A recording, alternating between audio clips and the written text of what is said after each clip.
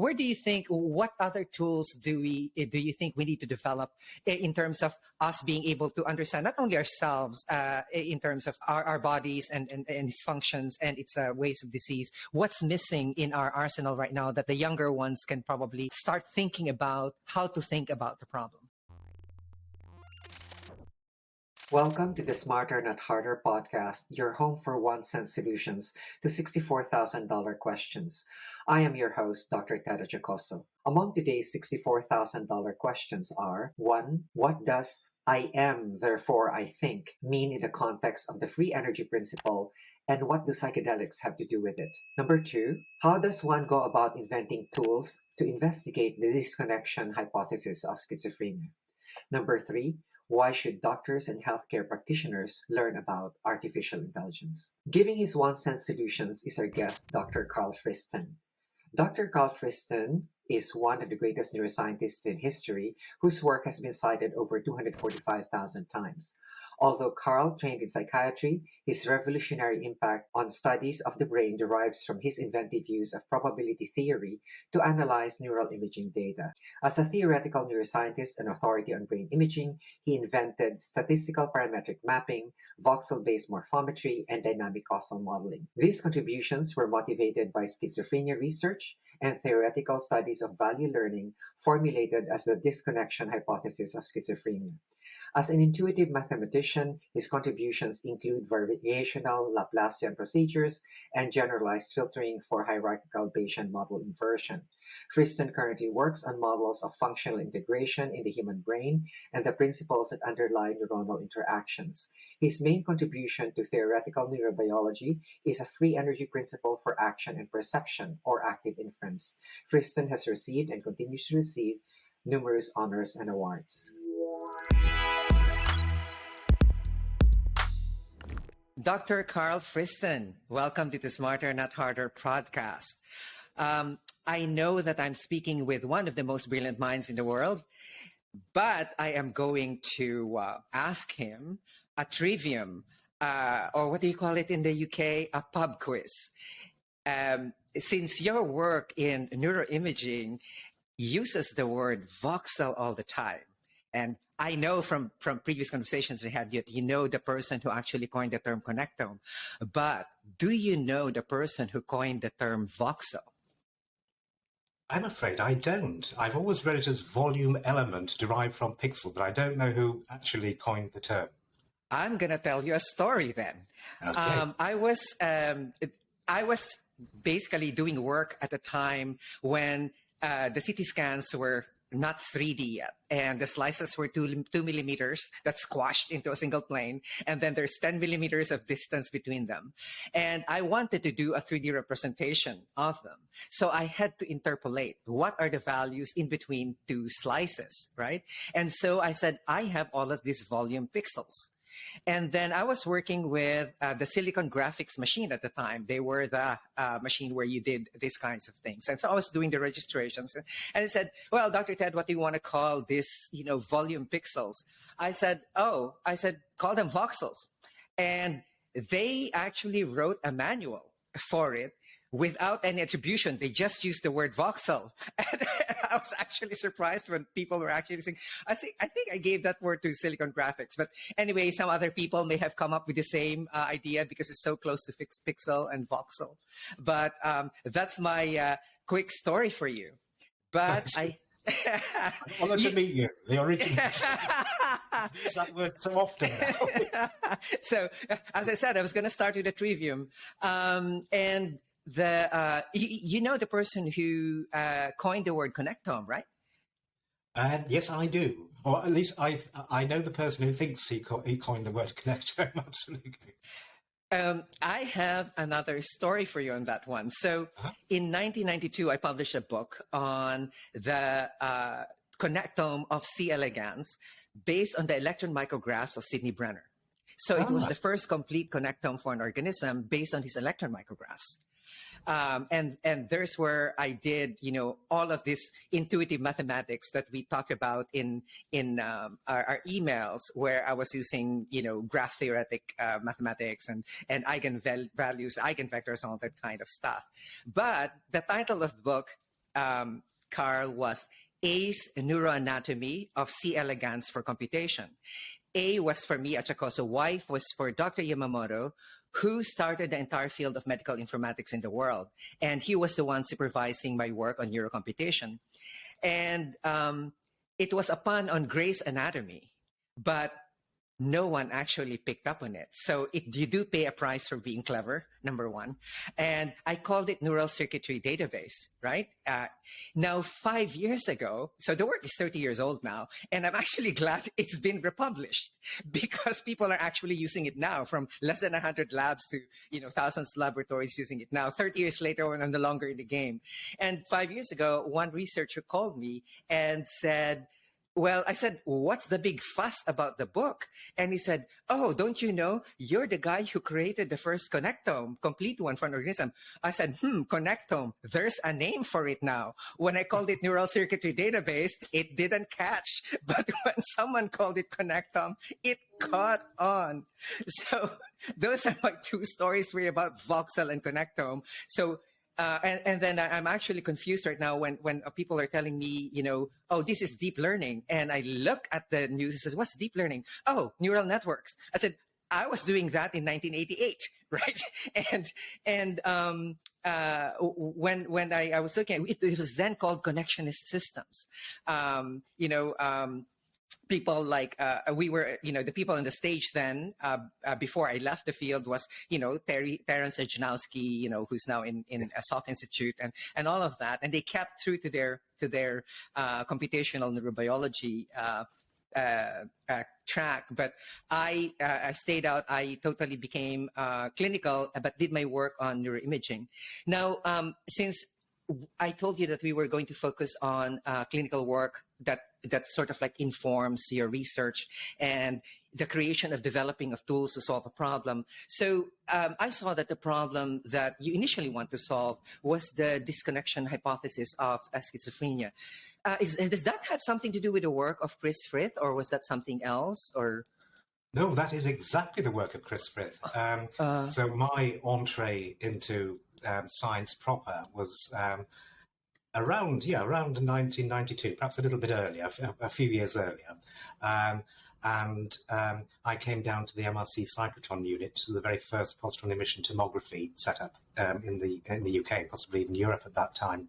And my job as a young scientist was to try and characterize the patterns and profiles of responses, task-related responses, interestingly, in chronic schizophrenia on behalf of Peter Little. And then shortly after my arrival, we were looking around for an intellect, a theoretician who had something to say about functional brain architectures. And Chris Frith at that time was available. So he joined literally within months of me arriving. And we have been firm friends, colleagues, and conspirators since that time. So no, the original disconnection hypothesis was co-authored with Chris, and it was all bound up in those days with trying to understand not the deficits, the regional deficits in functional activation as measured with positron emission tomography in schizophrenia, but how one could explain the differential patterns and modes of responses, task-related processing responses, in terms of the effective connectivity, or the effect that an activation in one area would have on responses in another area. So that is exactly the genesis of the disconnection hypothesis. So where is the level right now and that we're looking at in the disconnection? So we have the long tracks, the myelinated tracks, and then and all the way to the connection at the synaptic level. So where are we now in our thinking in terms of the disconnection hypothesis? Yeah, that's a great question. We are now in the 21st century in a very particular place, but it's nice to think back to the 19th century and think about the roots of disconnection, which of course would probably in this instance be attributed to people like Wernicke in terms of the subjunction hypothesis, literally a disruption of the white matter organs of association, or the association fibers in the brain. So that was one kind of disconnection, a Gershwin-like disruption of the fibers, the axons. Mm-hmm. The more subtle kind, I guess you could attribute, at least heuristically to Bloiler and the notion of disintegration of the psyche, a more functional, a more subtle kind of disintegration. That kind of disintegration, I think, would be better understood nowadays as a synaptopathy. So a disconnection spelt with Y as opposed to I. So if I could show you what I meant. Yeah. The word. It's like a dysfunction. Yeah. Absolutely. And the level of that dysfunction is, I think nowadays most people would regard as a synaptic dysfunction and would be looking at the molecular biology and the neuropharmacology of synaptic or modulation of synaptic efficacy to pinpoint the particular level or scale of the disconnection. So this is a much more like functional and nuanced notion of disconnection. It's not to say that you can't get a subjunction like unconnection or DI disconnection that could be secondary to a functional DY disconnection. You get activity-dependent changes in myelination at a fast timescale or developmental timescale. So, both kinds of disconnectivity may be in play, but I repeat, I think nowadays one would look at schizophrenia and related psychoses or psychiatric conditions as a very pernicious kind and very specific kind of synaptopathy. Yeah, my attention actually got back to this when I was reading up on ketamine and how ketamine actually causes dendritogenesis by the 6-hour mark and going on to the 24-hour mark. And I said, well, could this be explored as one of the avenues by which we look at, the therapeutic options for schizophrenia, or at least an immediate relief of that. But we'll come back to that later. Good, that's one of my favorite subjects. I'm going to ask you now, what were the challenges that you had in developing these tools? I know that in my case, there was no SPSS at the time, no statistical packages. I had to use, there was still no Excel spreadsheet at the time. So I was working with Borland, which tells you how old I am. I was working with Borland, and in the neurons of C. elegans, I found out that I had columns with repeated names in it, right? And I wanted to just do a sum of all the unique neurons. And I said, I want the sum of all of these synapses and the sum of these gap junctions. And so I called him up and said, this is what I need. And he said, well, what do you want to call it, doctor? I said, unique. And he said, it has to be 4 letters. I said, call it unique. And UNIQ, and that's the genesis of the unique. So when you're developing these kinds of tools, you encounter a lot of these minor and major problems that is in regards to the problem they're trying to solve. Here, I was trying to build a neural circuit database or a connectome, and you were trying to basically identify, segregatable portions of the brain function spatially, right? So what were the unique issues to you when you were developing your tools?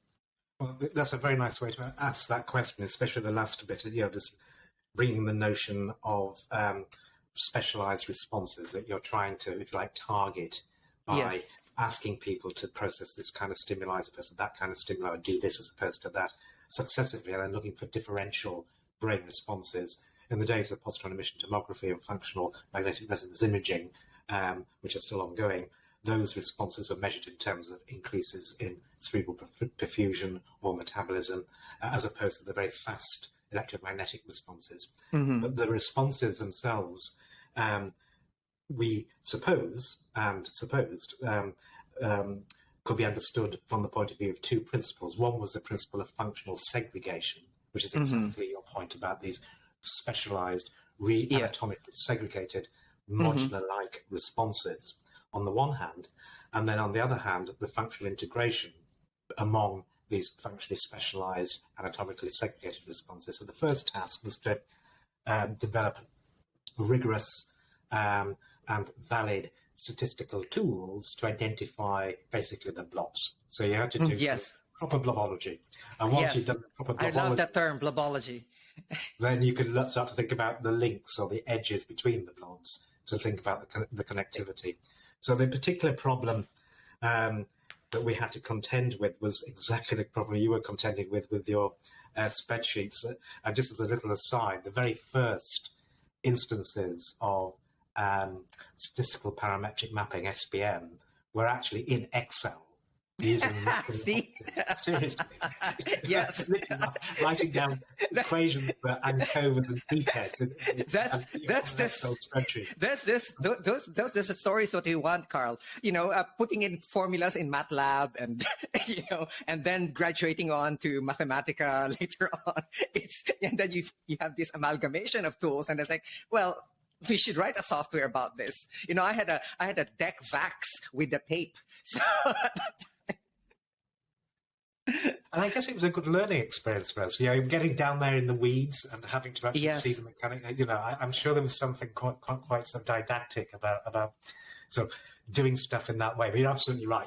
Within a year, we had emails. You could actually send software to colleagues.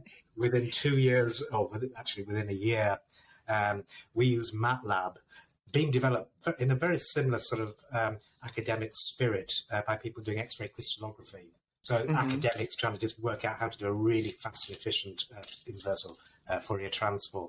But of course, it was all linear operators and matrices, which was perfect for handling images. So very quickly, we migrated to MATLAB. We're able then to automate and disseminate a lot of this code. The particular issue was mathematically the problem that you had hundreds and hundreds or hundreds of thousands of voxels. And therefore, if you just did conventional t-tests, you had an enormous multiple comparisons problem. Yes. So that we needed a new kind of theory that would be apt for controlling false positive rates with very large fields or images of data, under the particular problem that all the data was spatially correlated and smooth. So you couldn't use these sort of traditional independent and identically distributed assumptions you find in SPSS or SAS or any software package. That you need a new kind of maths. And that kind of maths, as with most maths, was actually invented in Russia in the probably the 1920s or 30s. But we reinvented it, and when I say we, I'm referring here to people like myself and Keith Worsley, who was at that time in Montreal. And there's a lovely story about Keith that he was, trying to find something to do with his great intellect as a professor of mathematics and statistics, and was found wandering around the quadrangles at McGill University, picking up maple leaves, wondering if there's some interesting statistics about the morphology of maple leaves. And one of my colleagues, Alan Evans, found him and said, well, look, if you want something to do, there's this new technologies coming online with this really difficult statistical problem, which is handling these smooth fields of data. And what we came up with nowadays would be known as sort of topological inference. So making inferences not about the value of an image at a particular point or particular voxel, but the topological features like what's the chance of getting this peak over here or this donut over here.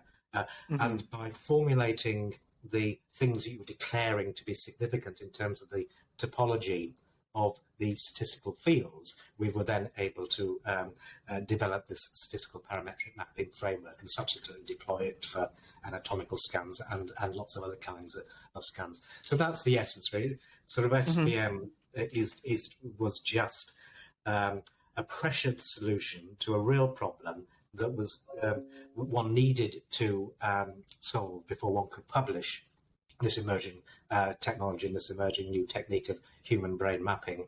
And it basically rested upon a suitable way of controlling false positive rates to do blobology in a way that you're allowed to publish. Just another little bit of story here. That pressure was quite intense from other fields who were very irritated in an endearing way by the ease with which we were able to publish in Nature and Science, simply because we have this new toy. So academic envy. And the poor, well, not poor, the hard-working, brilliant monkey electrophysiologists of the day, spending years training their monkey, waiting for the data to come in on a time scale of years. turned and saw us publishing in Science, where we could acquire our data in 4 hours, write the paper, submit it, get it published. I would be mad at you too. It's very understandable.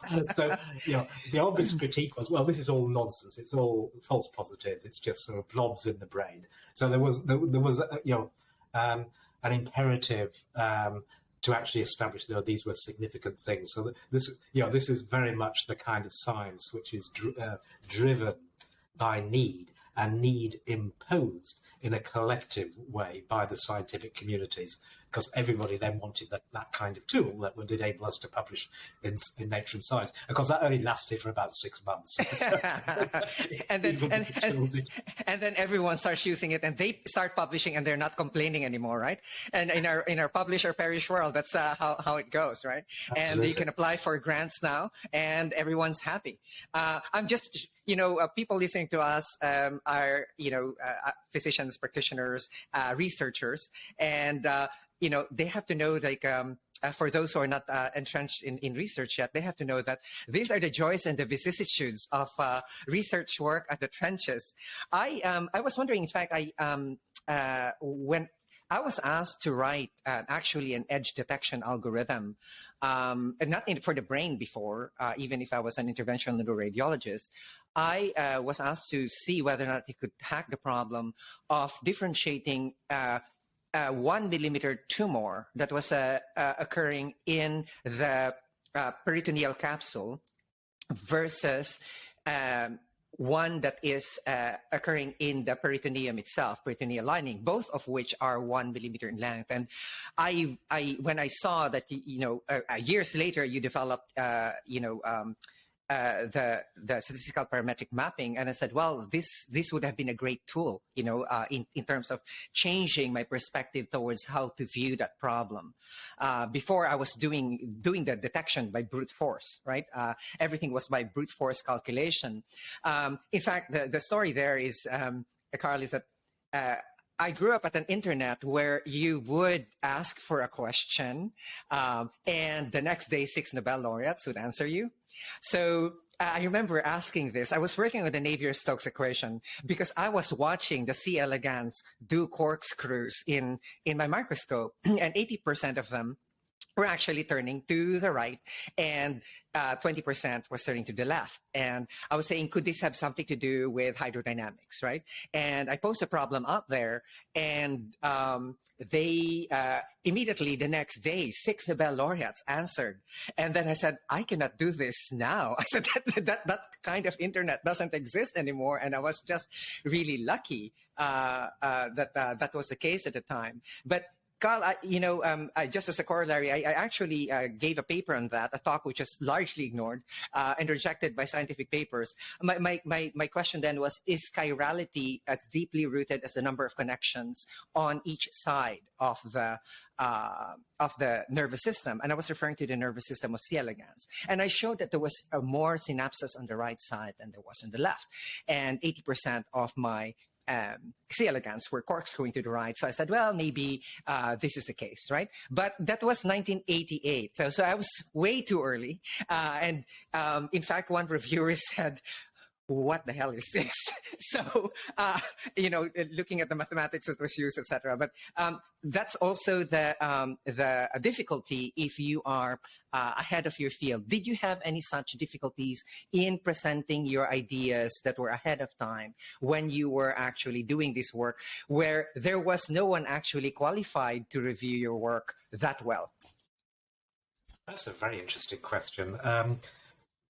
Before I answer it, can I entreat you to submit your chirality work to scientific reports? Because every week now I'm asked to review about modern day vortices or solenoidal flow or sort of rotational waves. So this is the big thing now in characterizing brain dynamics, and it all rests exactly, as you say, on asymmetries in coupling. In this particular instance, it's asymmetries in the Jacobian or the effective. I would be happy to, Karl.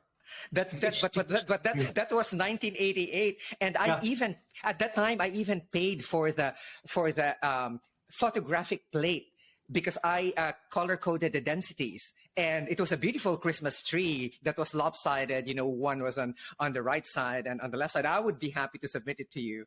But the work was ignored, and I said, well, you know, Selager, that's really how research is.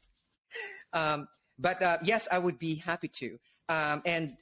Yes, did you find difficulty with, you know, were the reviewers of your paper, you know, did they really understand what you were doing? Because I found out before that they did not understand what I was doing. They were sort of like getting the drift, but it's like, no, this is not a topic that I would like to entertain at this time. And this is for people, researchers especially, who are publishing. Yeah, I think in general, I think that sort of natural way of things in the science or the Society of Science is absolutely right. So in my experience, it takes about 5 to 10 years for any new way of doing something to actually become established. I mean, and you will know better than me the meme that, you know, the first response, this is rubbish. And the second response is, okay, you know, it's unremarkable. And yes. You know, 5 years later, yes, I knew that all the time. These are yeah. I never passed through the "this is rubbish" phase, and you actually all validated that for me. So I'm just happy with that direction.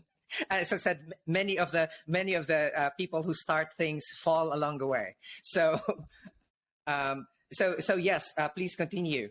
Well, I mean you know that history. I have experience, you know, and you get used to it. You just have to be patient and not take it personally. But it was not, if you like, so marked with the maths that underwrote the statistical parametric map and that topological inference and random field theory, because in a sense that was really an enabling tool. And it was quickly taken up in other fields, for example, cosmic background radiation field, to try and make sense of blobs, you know, as measured by certain kinds of telescope.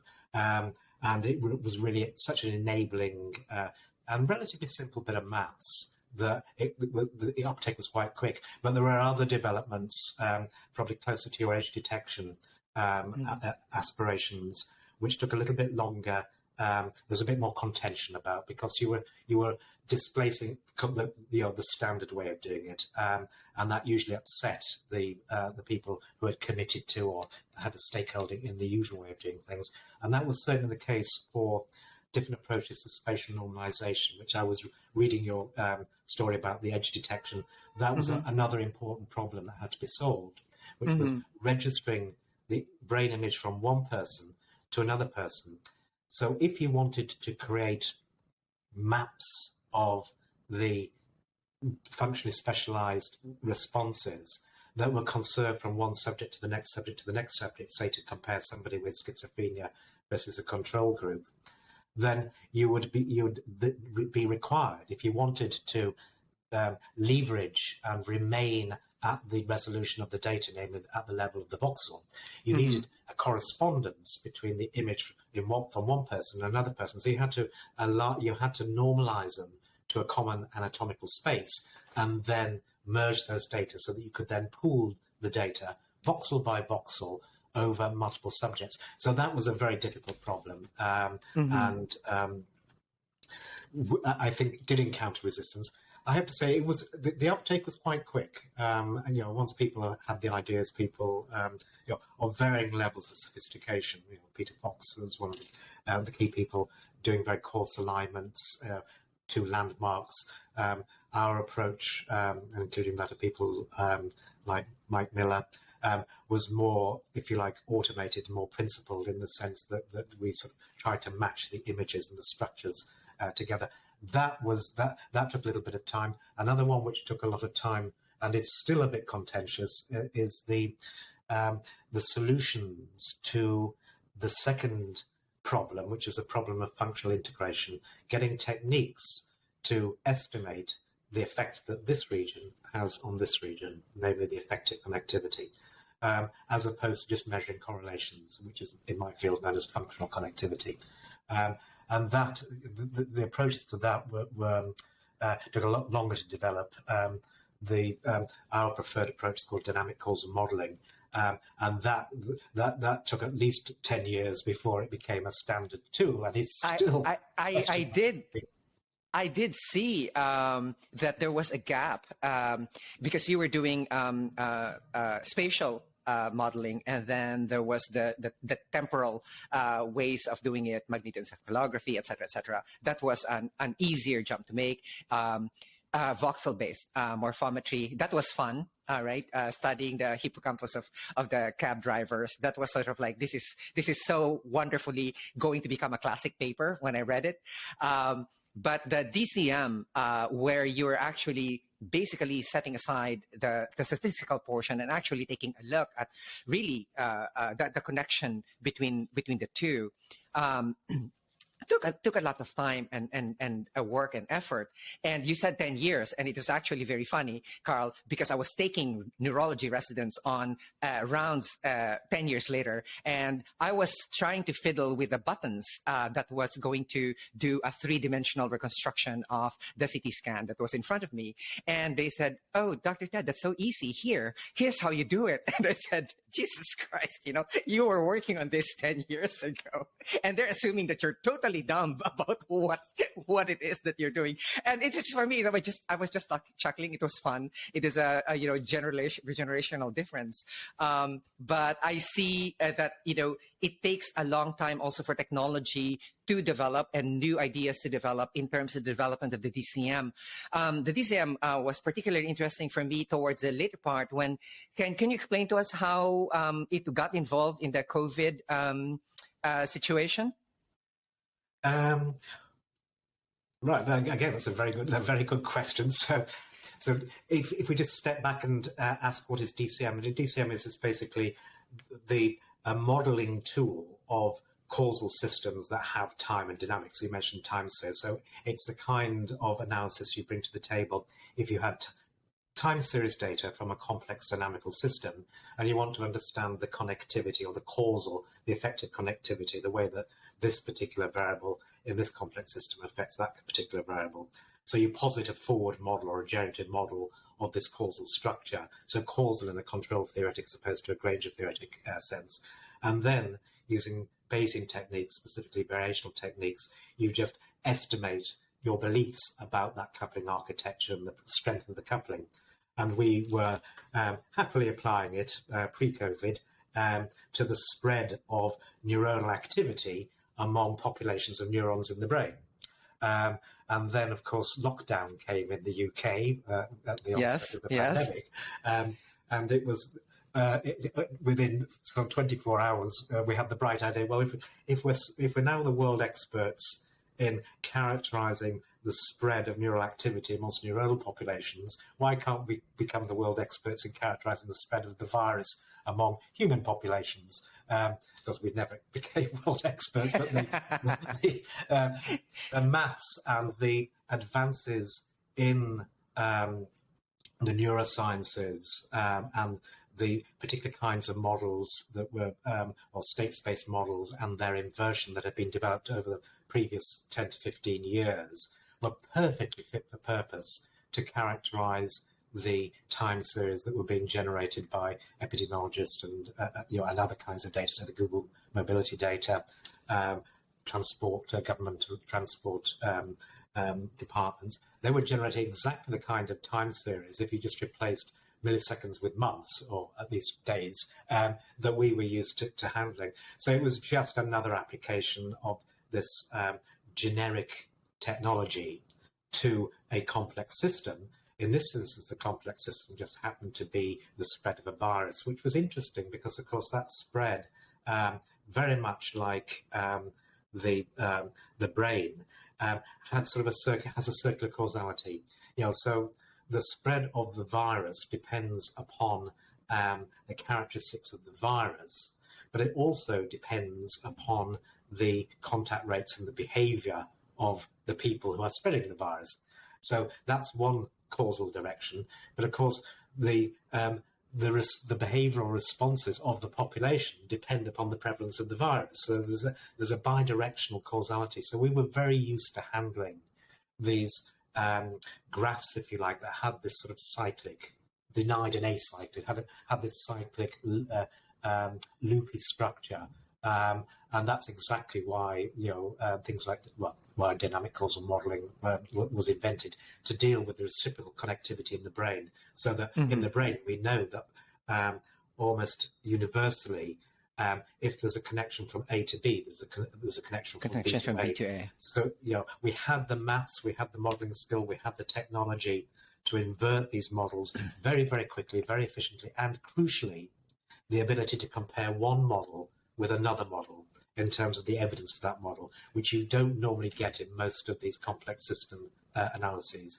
So that's why we thought we had something to offer. So how I got involved.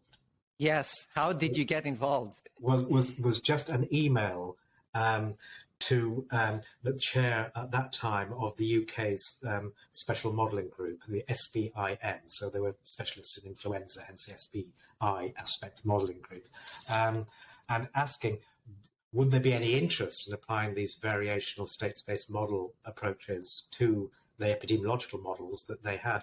And he, I think, with great prescience and foresight, wrote back and said, well, he didn't actually say this in so many words, but paraphrasing, well, we're a bit busy at the moment because they were, the modelling that they were doing was in the moment. Just trying to answer how many days have we got until we double the number of hospital admissions and the like.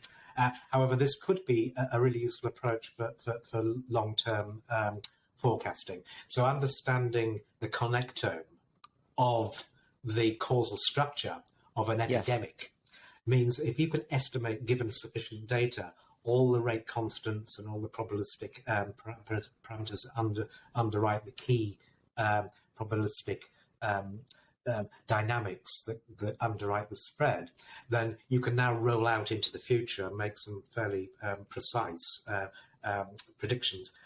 So our response to that was basically just to write down a proof of principle how it might be done. So that's what we did. But of course, they were too busy to take any notice for months and then years, and even they're not taking any notice. So we just started putting it out there basically as demonstration code and created a dashboard. And interestingly, now basically we're the last men standing, so no one else is doing any of this routine. So every week we analyze this week's data, or in fact all the data since the beginning of the pandemic. We were able to invert them within about 30 seconds. Wow. So this is really efficient technology, variational model inversion. It's very robust and it also, is very durable. What you'd like to see in your model is some sort of durability when you're trying to test it with what my mentors called lateral thinking. So it was very funny when I entered his lab. He said, you're a Western trained scientist, no? I said, yeah.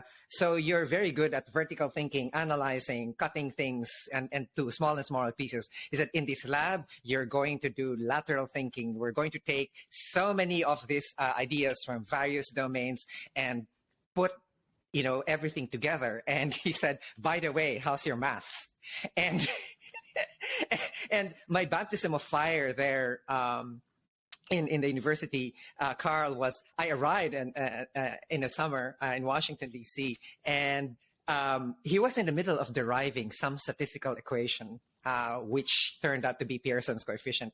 I was looking at him deriving it in front of the students, and I arrived, and there were two parts of the board left, and said, "Oh, our new faculty is here." And he throws the chalk at me, and he says, "Now, please finish deriving this equation. I haven't been barely there for 2 minutes." But he was that kind of guy, and so he asked me. He said, "So, Ted, in this lab, he says, is consciousness computable?" And I said, "Yes, I think so." He said, "Is beauty computable?" And I said, "Yes, I think so." He said, "You only get to answer one question in this lab." I chose consciousness, Karl, but I swear if I chose beauty, I would have been rich by now. But anyway, before we get into the problem of consciousness, I just wanted to ask you one question. Did you work with Jerry Edelman at all? Yes, of course, yes.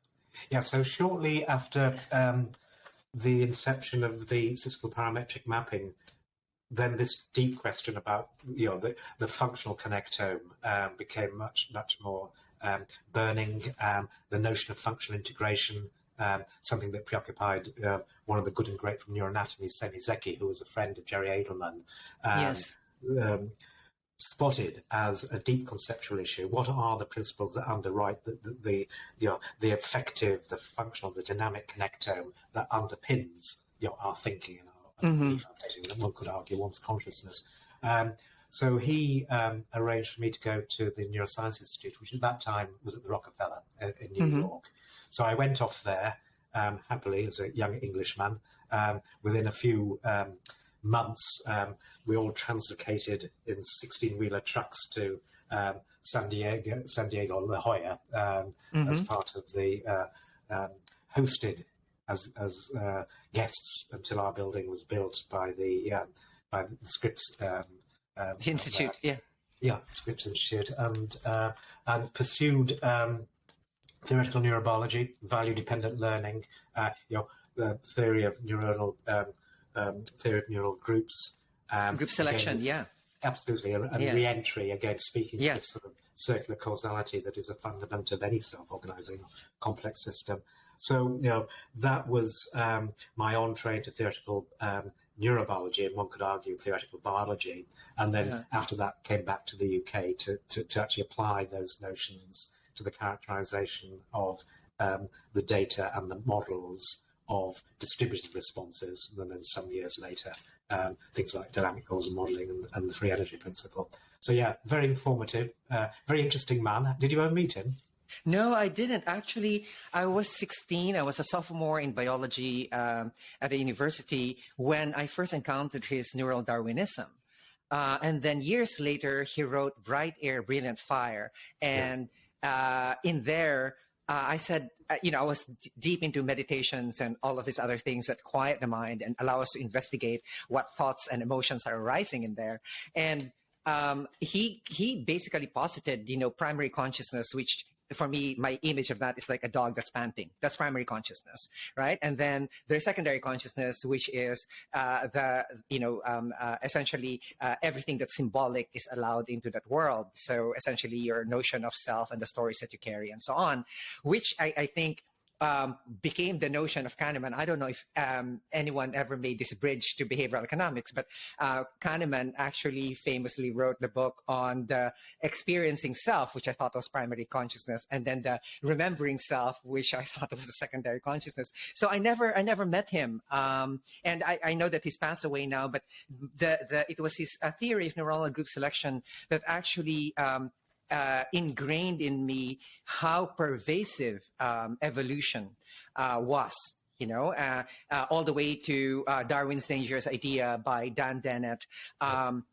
Dan Dennett, by the way, I sent him a copy of my Connectome book, and he sent me an index card that said, eliminate the middle toad. There is no Cartesian theater where everything goes. And that was sort of like a fun exchange between us. But all of these ideas actually got me into the more philosophical problem of what is existence, and then if you exist, are you conscious, or is biological life necessary for consciousness?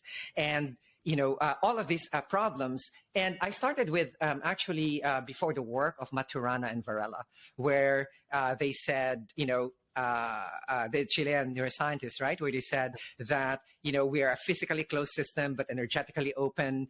And they said our essence is to, the essence of life and consciousness is bringing forth a world from within.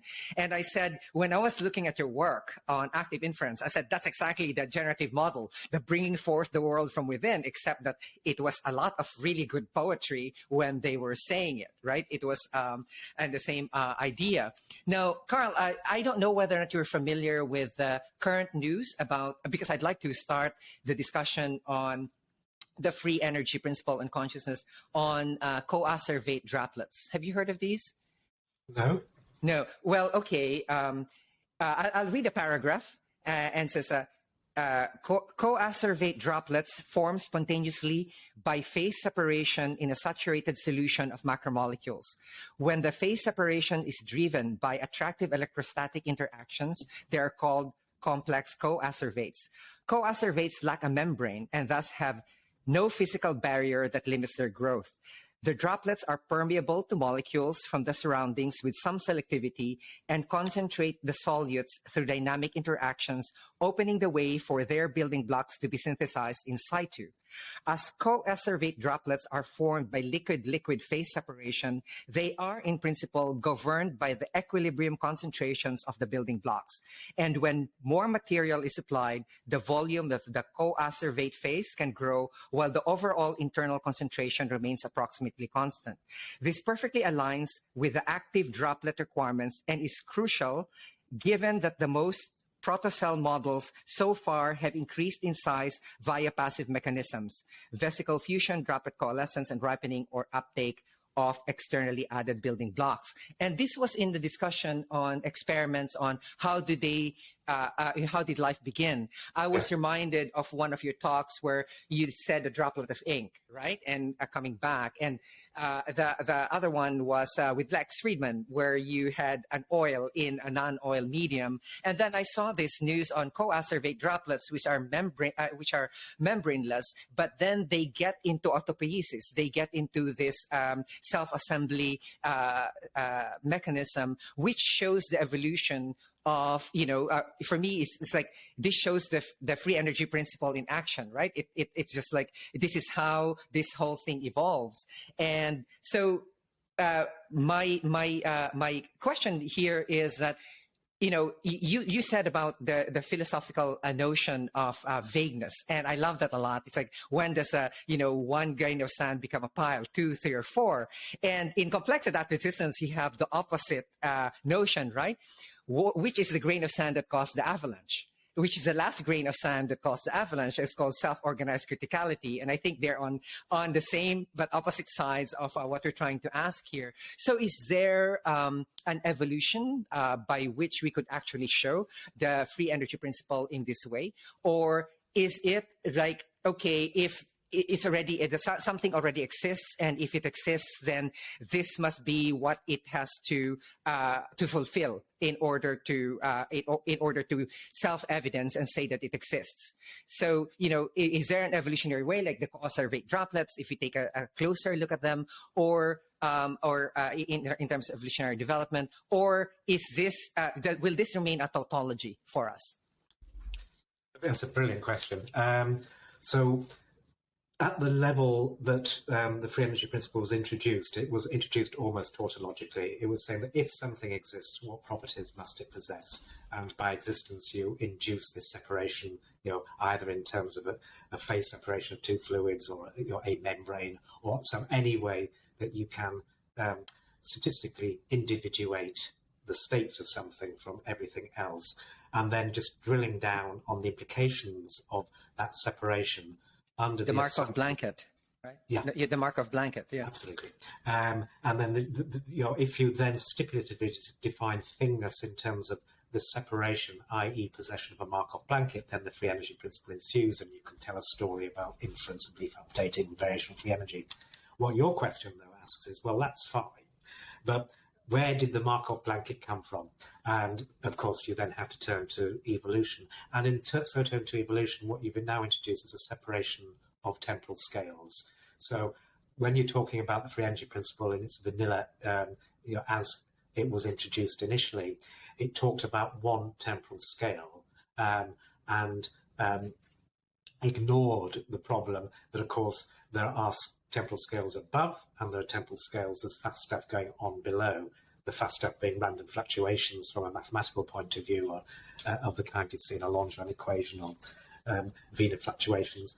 The long timescales being exactly an evolutionary-like timescale, whether it's in terms of neuronal Darwinism and learning, or neurodevelopment, or actually evolution proper in terms of sort of transgenerational kinds of dynamics. I think the argument applies that what you've asked there is really, how do you put the free energy principle into a scale-free context where you've got the separation of temporal scales? And I think that's the answer. That's the kind of frame that most people would bring to the table in answering your question. So yes, the free energy only applies at a particular time scale, um, um, and um, uh, and crucially, that application should be evident at a much slower time scale. And technically, what we use is the renormalization group to try and demonstrate that that is the case, which means that you can only really talk tautologically about any one scale if you've already committed to the notion that all the other scales exist. So just to give you a very simple example, a neuron in my hippocampus should comply with the free energy principle, making inferences about its presynaptic inputs and its extracellular milieu to self-organize and maintain its existence over, say, several hours or indeed several days, if not weeks. That can only happen if that brain region, through neuroplasticity and neurodevelopment, remains has its own Markov blankets and its own physical and functional integrity, and that only works if I am an adaptively fit phenotype, and that only works if my biosphere is functioning and only very slowly fluctuating, in the sense of climate change. So you have to have the separation of temporal scales in the game in order to permit the context in which you can apply the free energy principle. So your question, I think, goes to the initial conditions, and then the deep question, which I think is unanswered, although Sean Carroll and perhaps Lex Friedman himself might, or you might have an answer, but I don't know of any sort of fields where there's a satisfactory proof that the emergence of these nested Markov blankets of Markov blankets, things of things, at different spatial and crucially temporal scales would be a necessary property of any given universe. I mean, a very simple-minded view would be, well, the last man standing is the thing that we're going to see after a few billion years, and it may well be that that is just what we are, and when we're measuring how close we are to that last man standing is the free energy in all thermodynamic, variational, and every sense. Free energy. Last man standing, that's quite a deflationary view, right? of if we're the last man standing, we have not lived up to our species potential, I would think, Karl. But please continue. I know that the free energy principle has some, you like to use the term deflationary to it, but for me, it's just like, this is the letdown that you will experience when you finally get the whole point of the free energy principle. Yes. Well, yes, it's a mixed term. I do use the word deflation. I mean it in the sense of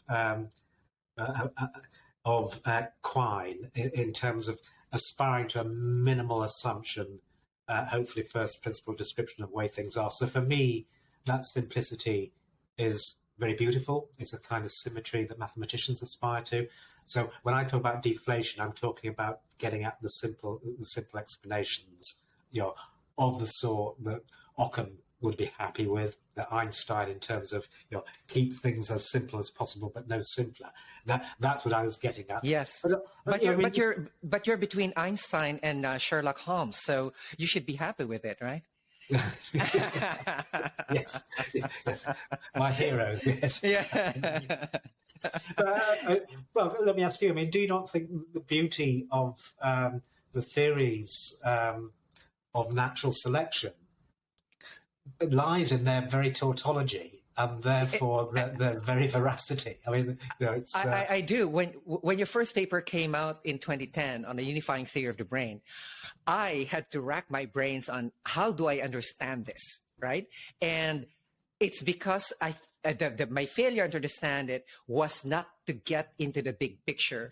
And as my mentor said, Ted, here in this lab, we are synthesists. We're not analysts. We are going to pull things together. You have to take a look at the big picture of something, so it will allow you to take it apart. And he said, deduction is so much easier than induction. He said, we have to induce.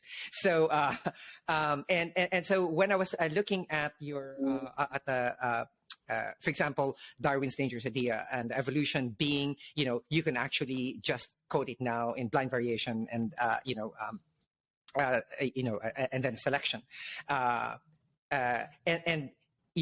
then when we have these kinds of tautologies, they actually, when you realize there is a certain security that you can go no further than this. This is the first principle, right?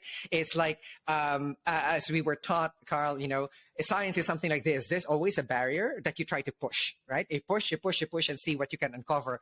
But as you push, you uncover that the principles become more and more and more generalizable until you say, okay, these are basically first principles. And that's how I view, the first energy principle. That's how I view evolution.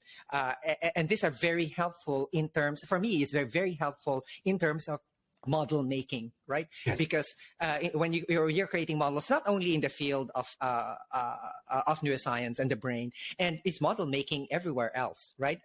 We'll touch on robotics later, but what I wanted to ask here in terms of consciousness was as follows. Essentially, you have this like droplet, right? And so it's existing, right? So the coacervate droplet, as I said, well, it looks like it's existing. It's able to generate its internal components, and it's auto-catalyzing and so on. It's able to get in its nutrients and so on. It's membraneless, but it has a boundary. And I said, well, okay, let's use the notion of vagueness for when it is alive, right?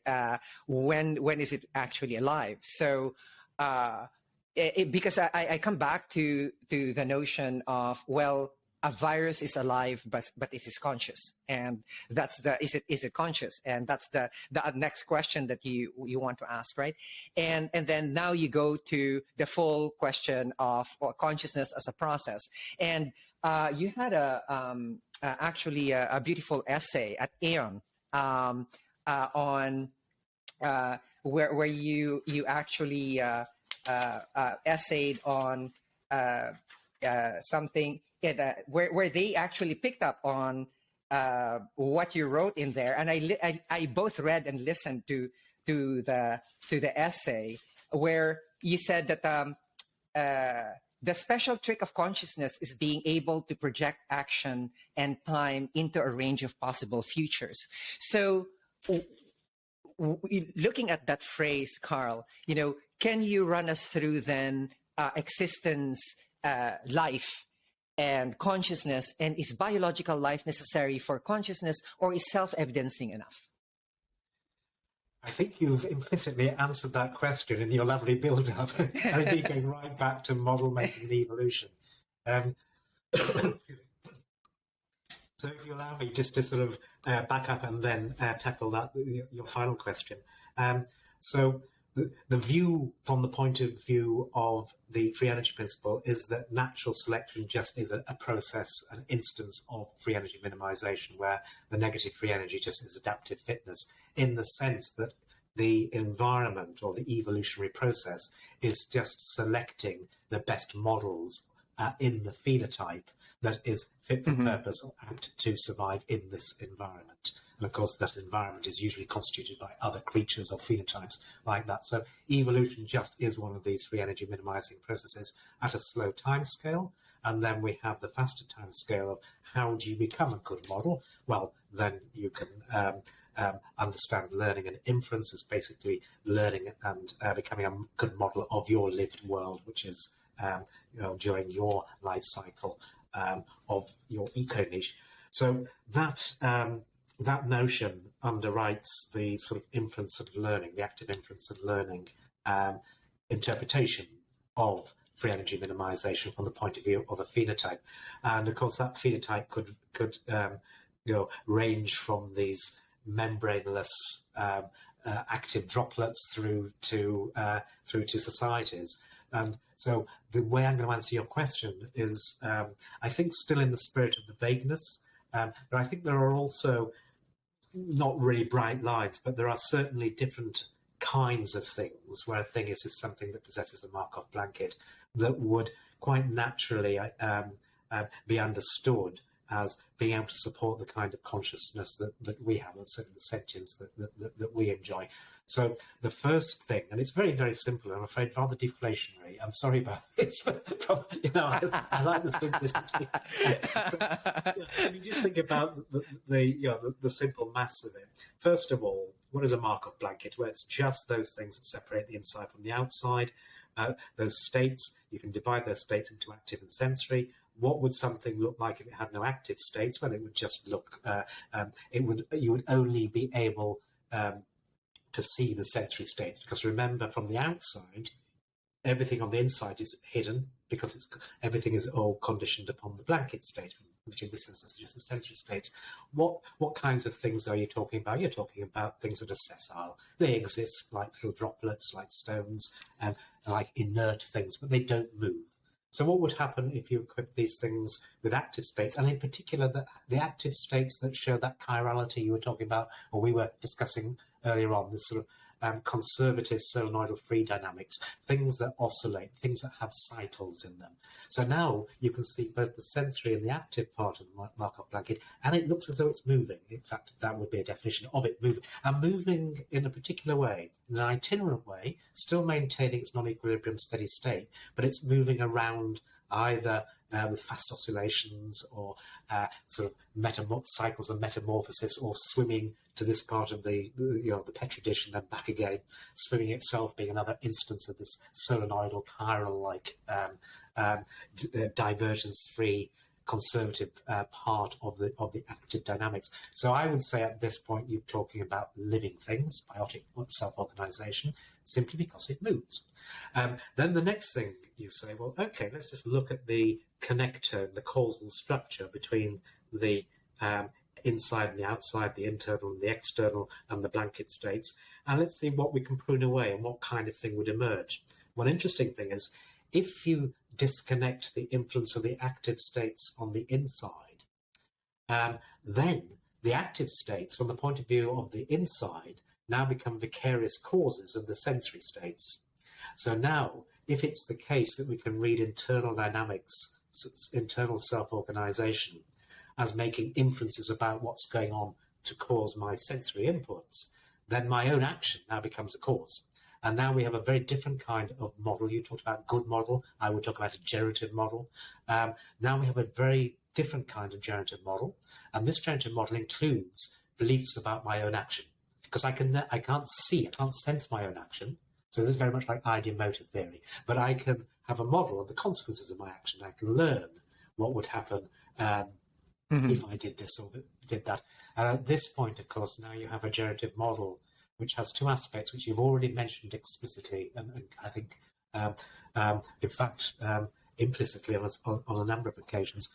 If I have a model of the consequences of my action, which now have become a cause of my sensorium, then my model must include the future, simply because the consequences have yet to occur. So the outcomes, the sensations, are now random variables, are counterfactual. And furthermore, the number of actions that I could take are not, because they haven't yet been realized, they now become, have a counterfactual depth, in the words of Anil Seth. So not only do you have future pointing generative models, you also have now the problem of Bayesian model selection amongst the action. So now you've got things that think about the future, or look as if they think about the future, that now have to select amongst a number of alternative ways forward. And the reason I use that language is because you talked about, was it Bright Air, Brilliant Water from Jerry Adelman? I liked his previous book, which was The Remembered Present. And you've already talked about the importance of time here, and having this sort of temporal depth in the way that we sense make and are good models of our world. And I think that sort of temporal depth is the thing that defines things that can plan. So just having a model of my active movement, of my active states, or the way that I physically move in a world, and that movement could be secretion, or it could be sort of moving my eyes, anything that physically is manifest out there. Just having the capacity to model my actions as causes of my sensations, and inferring what is the most likely cause, just is planning. So I would say there are certain kinds of biological things that have the capacity to plan. And within that, we come to your notion of vagueness. So it may be planning in the next few milliseconds, possibly sort of little insects might do quite well, or it might be actually planning to go to university or work with a professor who induces an inductive lateral thinking. And a lot of anxiousness. Well, interestingly, I mean, anxiousness in my world means uncertainty, and uncertainty is the opportunity to resolve surprise and minimize variational free energy. So that angst, is in a sense part of the novelty seeking that makes us curious creatures. So if I'm now talking about special kinds of things that I would say have to be living, or we would say would have to be living because they have to, because they are moving, then there are certain things that we'll be able to plan. And then you have to ask, well, what moves, what actions will they take? Well, if they are free energy minimizing processes, then they have to minimize the free energy they would expect if they took this course of action. And if you now just read free energy as surprise, because to be a good model, I want to minimize the implausibility or the self-information or the surprise of all my sensations, then my expected surprise is uncertainty or entropy. My expected self-information is entropy, my expected surprise is uncertainty, which means that planning things will look as if they're trying to resolve uncertainty, which means they will look curious. So I would read your anxiety really as the thing that you actually resolve by committing to your lateral thinking and indulging your curiosity. And finishing cataloging that database in 3 years, manually reading each electron micrograph for all of the gap junctions. Sidney Brenner was kind enough to send me an index card that said thank you for the work. Just as a related question here, Karl, so we are looking at, life, we could actually put that philosophical notion of vagueness there. And are you also saying that we could also place the notion of vagueness in consciousness? Because I see that you are currently in a competition with 3 models: neurorepresentationalism, active inference, and integrated information theory. I don't know where global workspace theory by the Hain went, but these are the 3 models that I know you're in competition with. So, Karl, why should I root for you? Yes, I suppose it is a competition in a sense. In fact, we just had an assembly and a workshop yesterday exactly on the nature of the competition and the way that we are going to try and quantify the aptness of these different theories for explaining the nature of things, or in particular the nature of people and mice. One approach to this is just to deploy the same principles that underwrite our curious behavior in the service of assimilating evidence for these different hypotheses using basic model comparison. So it will be a kind of competition. And there's a little twist here. Integrated information theory was born with one of my best friends in America that I made when I went to work with Jerry Aiden and Giulio Tononi. I see. The other person who I was implicitly talking about before, who thinks he invented the word connectome, and I personally would side with him, is Olaf Sporns. So myself, Olaf Sporns, and Giulio Tononi were the 3 young musketeers in the early 90s working with Jerry Aiden, shortly before he effectively sort of retired. Several years later. So there's a real small world thing going on here. So Giulio is in charge of integrated information. At the moment, Olaf's not doing consciousness so much, so he's off with network science. Has his own journal, Network Neuroscience, which is a journal you should submit your 1992 paper to. They'd love that.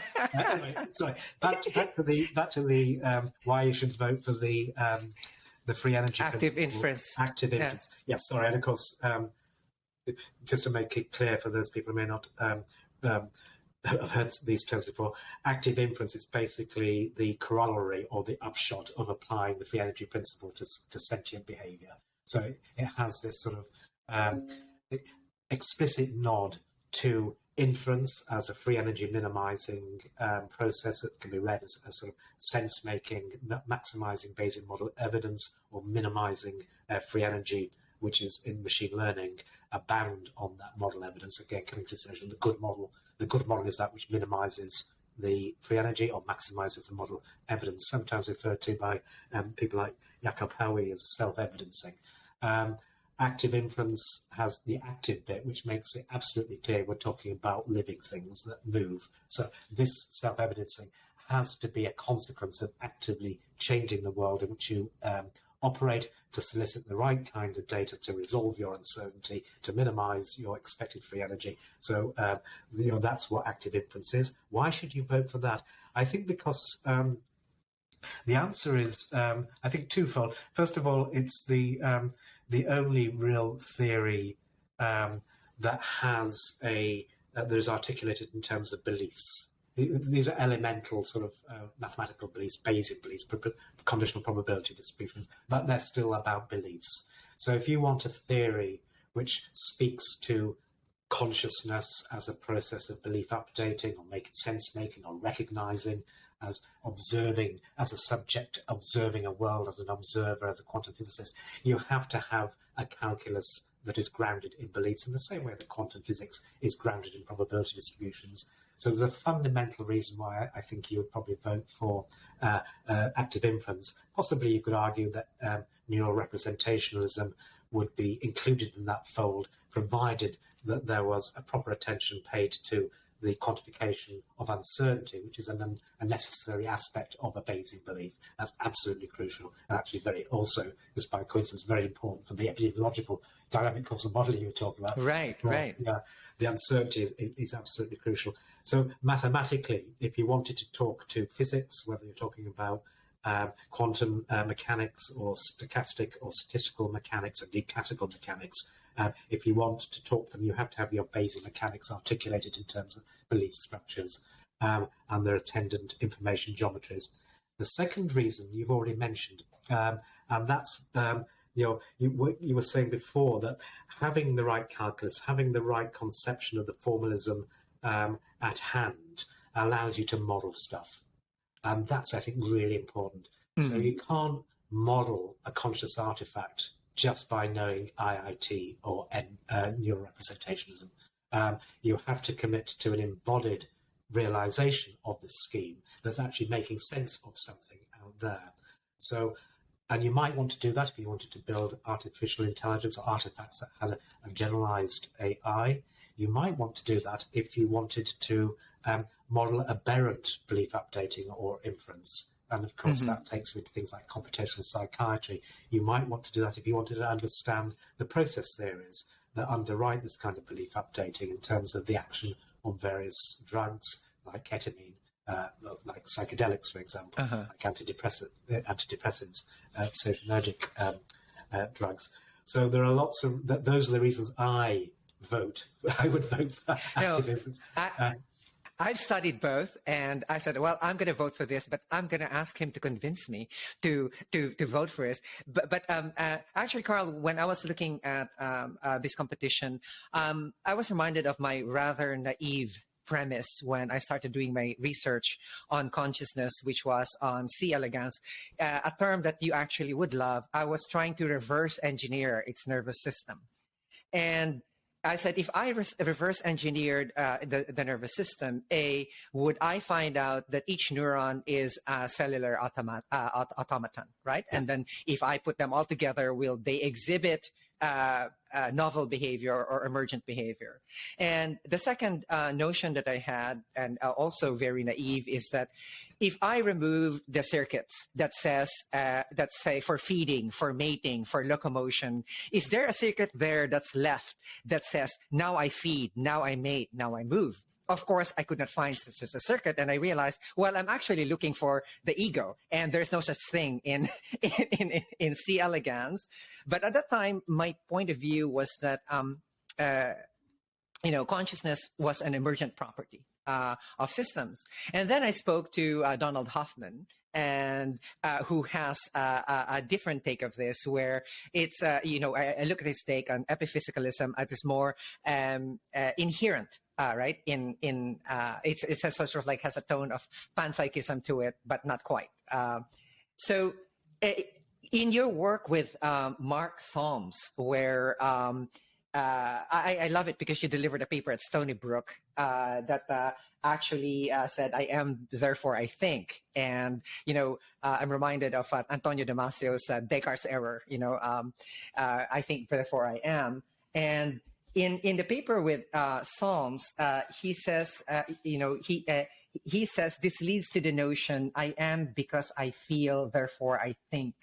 And as a clinician, the way I memorize that is, you're awake. I am, when you do MSE on the patient, you go, the patient is alert, awake, and oriented.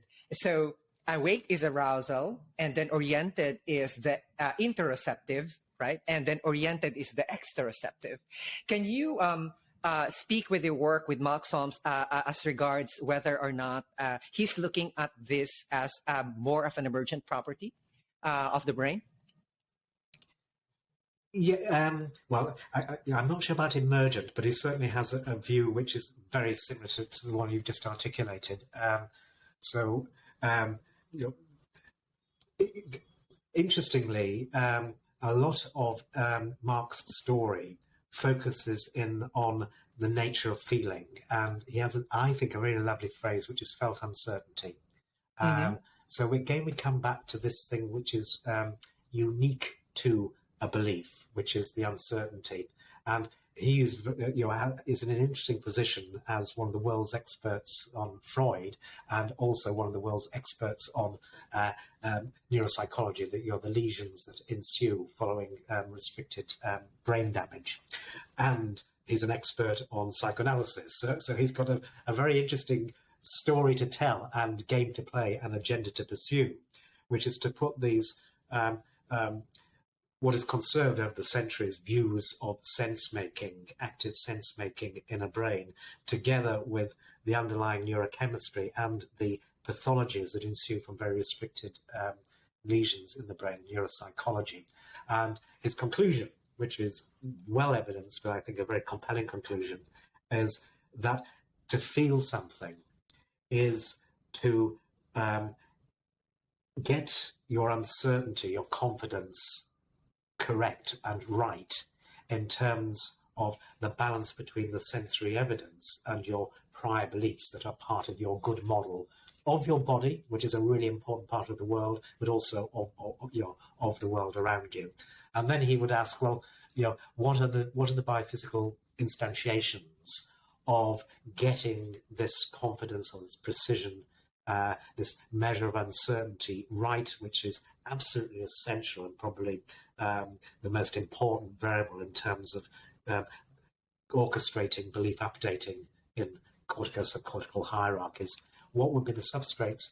Anatomically, they actually focus on subcortical structures where all the cells of origin of the classical neuromodulatory systems originate, all the neurotransmitters that we would normally turn to explain psychopathology or indeed movement disorders in neurology. On the one hand, and of course, implicit in that, of course, is the particular modulatory neurotransmitter systems that are implicated by knowing about the anatomy that goes hand in hand with the neuropsychology. So what you have now is a story, which means that to feel something in the spirit of sentience and consciousness of a certain kind, possibly the primary kind, referring to sort of Jerry Adelman's course grading of different levels of consciousness, is just to predict the predictability, predict the precision, predict the uncertainty, predict the confidence, and getting that right is the key to good inference and good modelling and good sense making and good sentience. And if that goes wrong, then that may be an apt explanation for the kind of aberrant inference that you see in many psychiatric and neurological conditions. And I mean aberrant or false inference in a straightforward way that you would teach one of your students in terms of statistical testing with a t-test. Type 1 errors, false false negatives, you're inferring something is there when it is not, i.e. an hallucination or a delusion. And type 2 errors, inferring something inferring something is there when it isn't.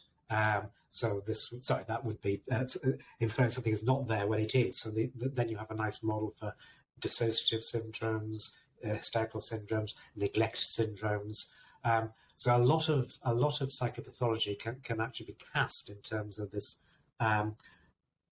failure of normal sense making or sentient or belief updating in the service of making sense or explaining your sensations that can be attributed to the felt uncertainty, the estimation of the uncertainty that is mediated exactly by the neurotransmitters that underwrite the encoding of that.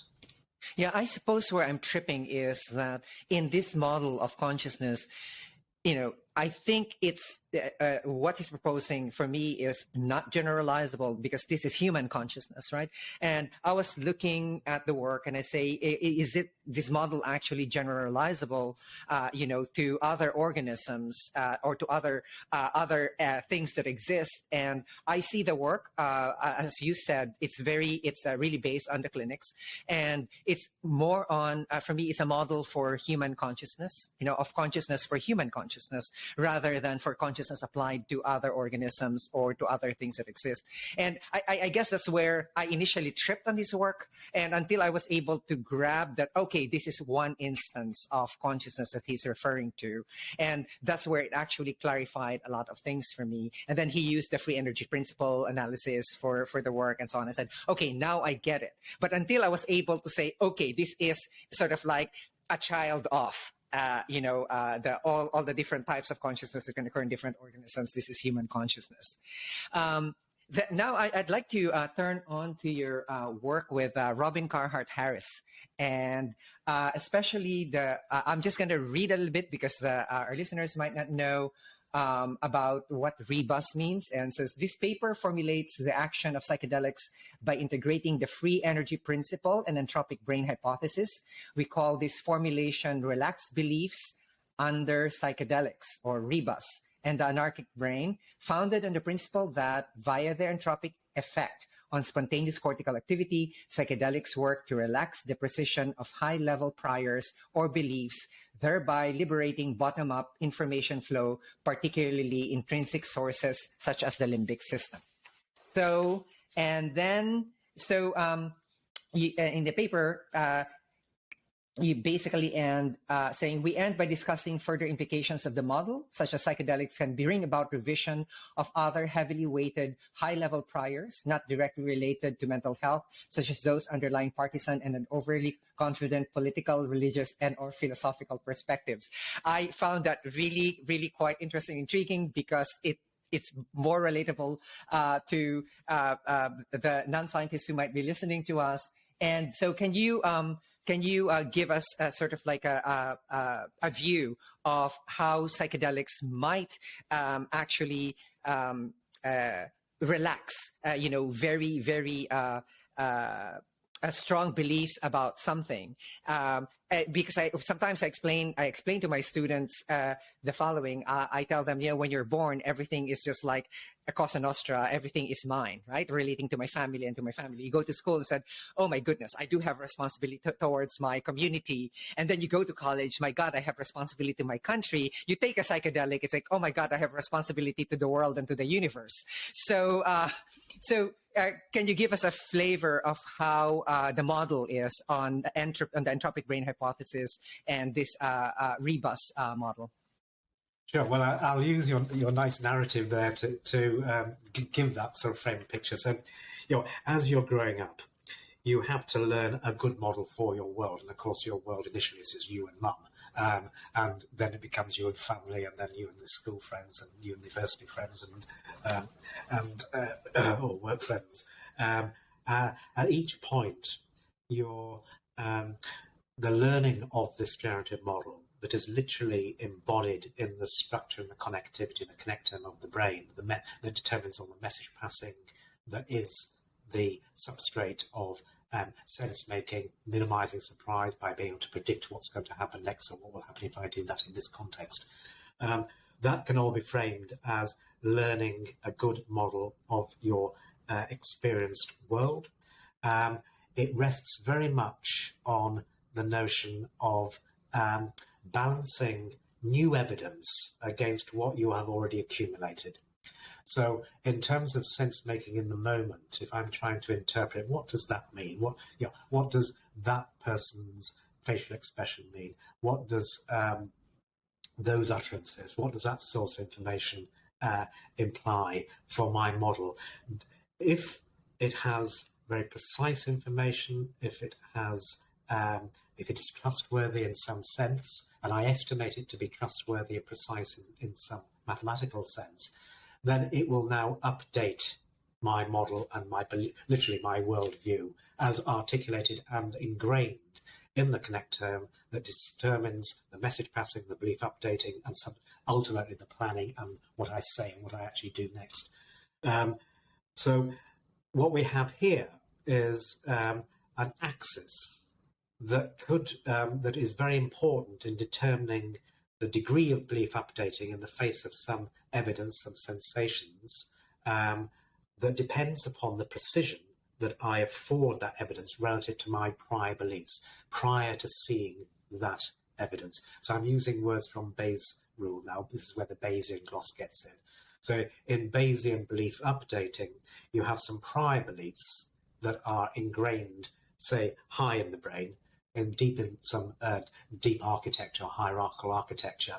And you have some posterior beliefs that ensue from putting together the likelihood of seeing this evidence with your prior beliefs. And both of them have to have precisions. So if you have too much precision associated with your prior beliefs, you're not going to change your mind. So literally your belief updating for any given bit of data or any bit of sensory evidence will be much less than if you relaxed the precision of the confidence in or precision of your high level beliefs. So if we come back to the Mark Soames story and we imagine somebody building a good model in this way, carefully orchestrating, predicting the predictability or the precision of or the quality of this sensory evidence in this context from this person or from this news channel or from this Twitter feed, slowly assimilating, accumulating evidence and learning and embodying that in their prior beliefs, then we get to a very similar story that we're talking about with respect to Mark Soames, where the rate of belief updating depends very sensitively upon the neurochemical instantiation or encoding of the precision at different levels in your hierarchical sense-making machine. So we're not talking about, in this instance, dopamine or oxytocin or acetylcholine, or indeed the receptors upon which ketamine acts. Glutamate, NMDA receptors. Yeah, yes. Yeah, Glutamate. Yeah. So the work with sorry, this to answer your question about that the REBUS hypothesis is just that. It's just saying that if via any mechanism you can relax or reduce the conviction or the precision afforded your prior beliefs, you will become more sensitive to sensory evidence, and in that spirit, you can get yourself out of a rut.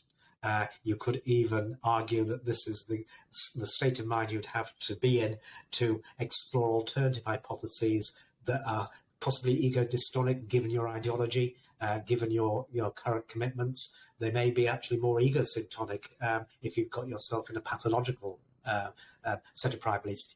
I am dying, or I am depressed and not a likable person. I'm not the kind of thing that other people want to interact with. So I am dead, like in Capgras syndrome, right? Absolutely, yeah. Well, yes, all sorts of interesting.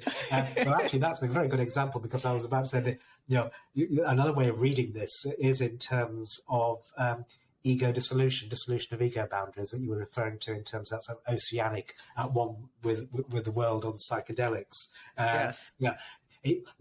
Read another way, what it's saying is that we wander around in a very privileged way without being aware of it, with lots of tight boundaries, lots of Markov blankets that define a very rigid, very precise hierarchical model of us in our world that could include notions of selfhood, or at least selfhood in a particular state. And of course, if you relax those priors, you're dissolving that structure.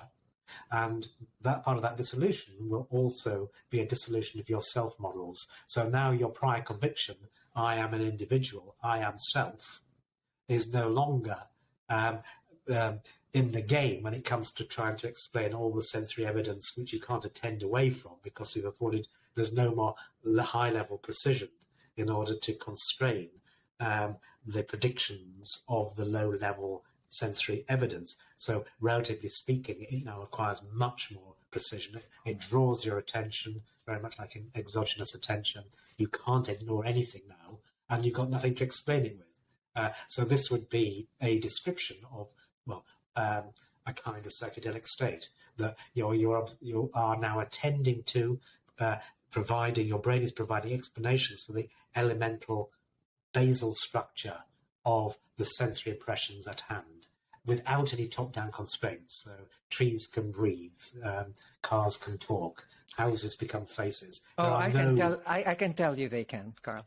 That's why I invited you to the psychoplastigenic retreat and see it for yourself. But my question here, Karl, is that can you explain then the role of entropy? Because from OCD, which are highly rigid forms of thinking, all the way to schizophrenia, which is highly disorganized form of thinking, and the disorganization seems to go there. And psychedelics seem to relax this control a little bit. Especially, there's a figure out there in the research of Robin that shows that when you actually dissolve the default mode network. By the way, I hope you saw that your DCM was actually used to show the causal relationship between the medial prefrontal cortex and the posterior cingulate cortex of the DMN. When you actually basically dissolve that and it's not there, you just see all these other connections forming into the portions of the brain that do not normally communicate. So can you talk to us about the role of entropy here and how with psychedelics you could probably induce that in some controlled way? Yes, no, absolutely. So just from the point of view of the neuropharmacology, most psychedelics agonize 5-HT2A receptors, and there are lots of them deep in our hierarchy. So, for example, at the top of our visual hierarchy and stuff in the prefrontal cortex, regions that have been associated with the default mode. What that means is if these neuromodulatory neurotransmitter receptors are responsible for encoding the precision of one's beliefs at this high level, prior convictions, then mathematically what you can regard that as is movement of your beliefs on a free energy landscape. So this is exactly the fitness landscape that you might have had in mind when we were talking about evolution. So what the precision does, it increases the steepness or the curvature of the landscape. So you get literally stuck in a low free energy minima. So if you imagine a ball rolling around in a landscape, and this landscape is just the free energy landscape. So you're basically at the energy minimum of an attractor. Absolutely. Okay. Yeah. And the degree or the curvature of that attractor is the precision. So you can see immediately that a very, very tight attractor with a high degree of curvature won't let your current belief state move very much. That means you can't change your mind because you've got very, very precise, confident beliefs that this is the way, this is the state of affairs at the moment, this is how the world works. So the relaxation is the dissolution and the broadening and flattening of that landscape. And of course, you can see now, if you can broaden and flatten the landscape by the administration in the right way of psychedelic drugs, for example, you've now got the opportunity to jump out of one minima into another one. So you're now dissolving the barriers that we were talking about before. So the boundaries from one local minima to the next local minima, an alternative hypothesis, another way of looking at things. But to get there, you now no longer have to jump out of this very steep slided valley, but because you've now given the drugs to flatten the landscape, you've now got this opportunity to jump to another minima and another minima and another minima.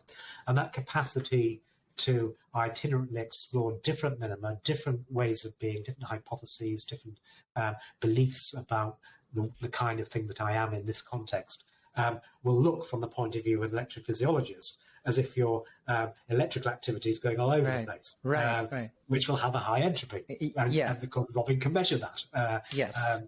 So I think this notion of a free energy landscape and flattening the landscape, relaxing the barriers to transitions from one belief state to another belief state at this higher level of a hierarchical generative model that embodies or entails convictions and high-level beliefs and narratives about what I should expect to see, feel, and do, is a really useful one, which captures the spirit of this, both the relaxation, bringing down the barriers, flattening things, but also the notion of a more disordered entropic brain that can jump around. And of course, you mentioned schizophrenia, loosening of associations, coming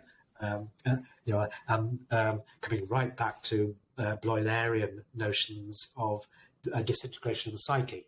Everything is in play, and that is exactly when you've lost the precision and you don't now have a precise sort of narrative or generative model in order to constrain and make sense of everything lower down in the hierarchy, right out to vision, right out to interoception, gut feelings, right through to proprioception, and the way that I move my musculature. Because I'm monitoring the clinical studies that are being done out here in Hopkins in their newly minted Center for Psychedelic Studies, and I'm glad that there's a resurgence of that. Have you taken any 5-HT2A or atypical psychedelics, Karl? Well, in my 20s as a student, we used to have magic mushrooms, which is which is the closest I've got.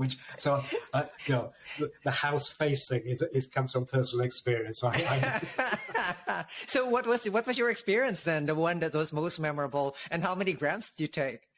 Oh, this wasn't as professional as measuring them in terms of grams. It was just how many mushrooms you could get hold of. There were lots of really interesting sort of experiences during the trip itself. Interesting synesthesias, and at one point, in a very inactive way, actually, just enjoying moving one's arm and watching it sort of echo out to the corner of the room. Visually and proprioceptively. The visual trails. Yes. All right. Visual trails. Yeah. Oh, brilliant. Yeah, they have a name. Visual trails. When you close your eyes and there are images in there, they call them CEVs, or closed eye visuals. And then open eye visuals is with their actual geometric patterns in the room. And I've seen them, you're probably aware of the studies that they have been used for end-of-life anxiety, right? Yes. And they have, and now MDMA, which is an atypical psychedelic because it's a phenethylamine instead of the tryptamine class, which secretes more serotonin than it does dopamine. But it's now on a fast track to be approved in PTSD because they had such good results, up to 80% cure rates. And of course, esketamine has been approved for treatment-resistant depression. And my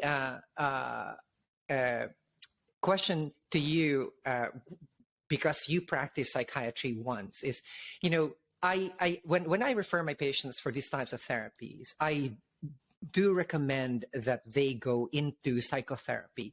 And for me, for example, if you take ketamine, I know that there is actual dendritic growth, right? Neuronal dendritic growth within 6 to 24 hours. And for me, what model you create of the world within those 6 to 24 hours is very important, because those will rewire together. And the visual that I give my patients is that it's just like you're on top of a hill. There are grooves, the deeply seated, your Bayesian priors this is where you always sled through, right? And this psychedelics is just like a snowfall. right? And it just covers everything, and it allows you to create a different pattern of response to particular different contexts. Like, for example, for rape victims or those who went to war in trauma.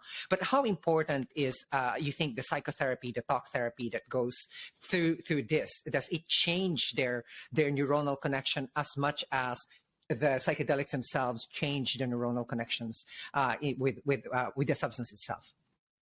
Well, from a purely theoretical point of view, I think that's yes. The context and what you experience, and the ideas that you explore in that highly plastic state are vitally important.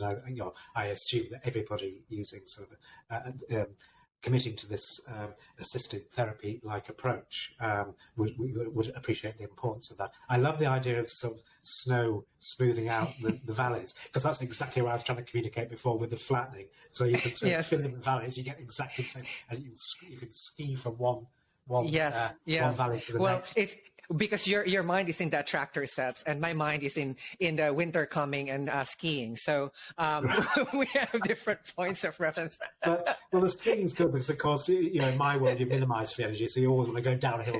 No. This is a little aside. I mean, I don't know if you've had Robin on this. I haven't. You should, because we've just spent the summer writing with a number of people who all, I think, enjoy talking to you, on the notion of canalization as one way of viewing the degree to which these ruts, these grooves, these valleys keep you trapped in certain ways of doing things, and how canalization is a part of self-organization and sort of self-assembly of attracting sets and attractors, very much in the spirit of, say, Esther Thielen's work in developmental trajectories, as has also evinced in certain genomics and stem cell research. Self-carving valleys, and how do you get out of them? So this notion of skiing down valleys, and if you ski down the same valley enough, then you'll wear away the snow and it becomes canalized.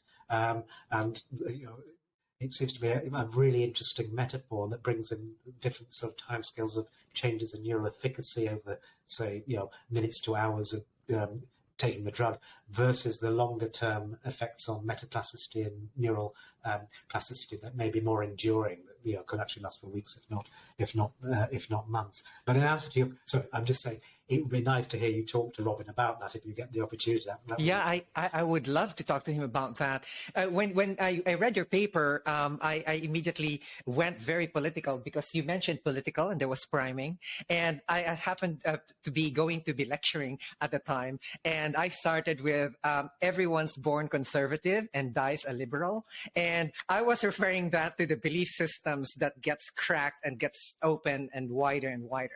Right, and that's what I meant by that. But I was, I almost got canceled by my students by that statement. But I meant it in terms of the belief structures in the brain, right? That can open up.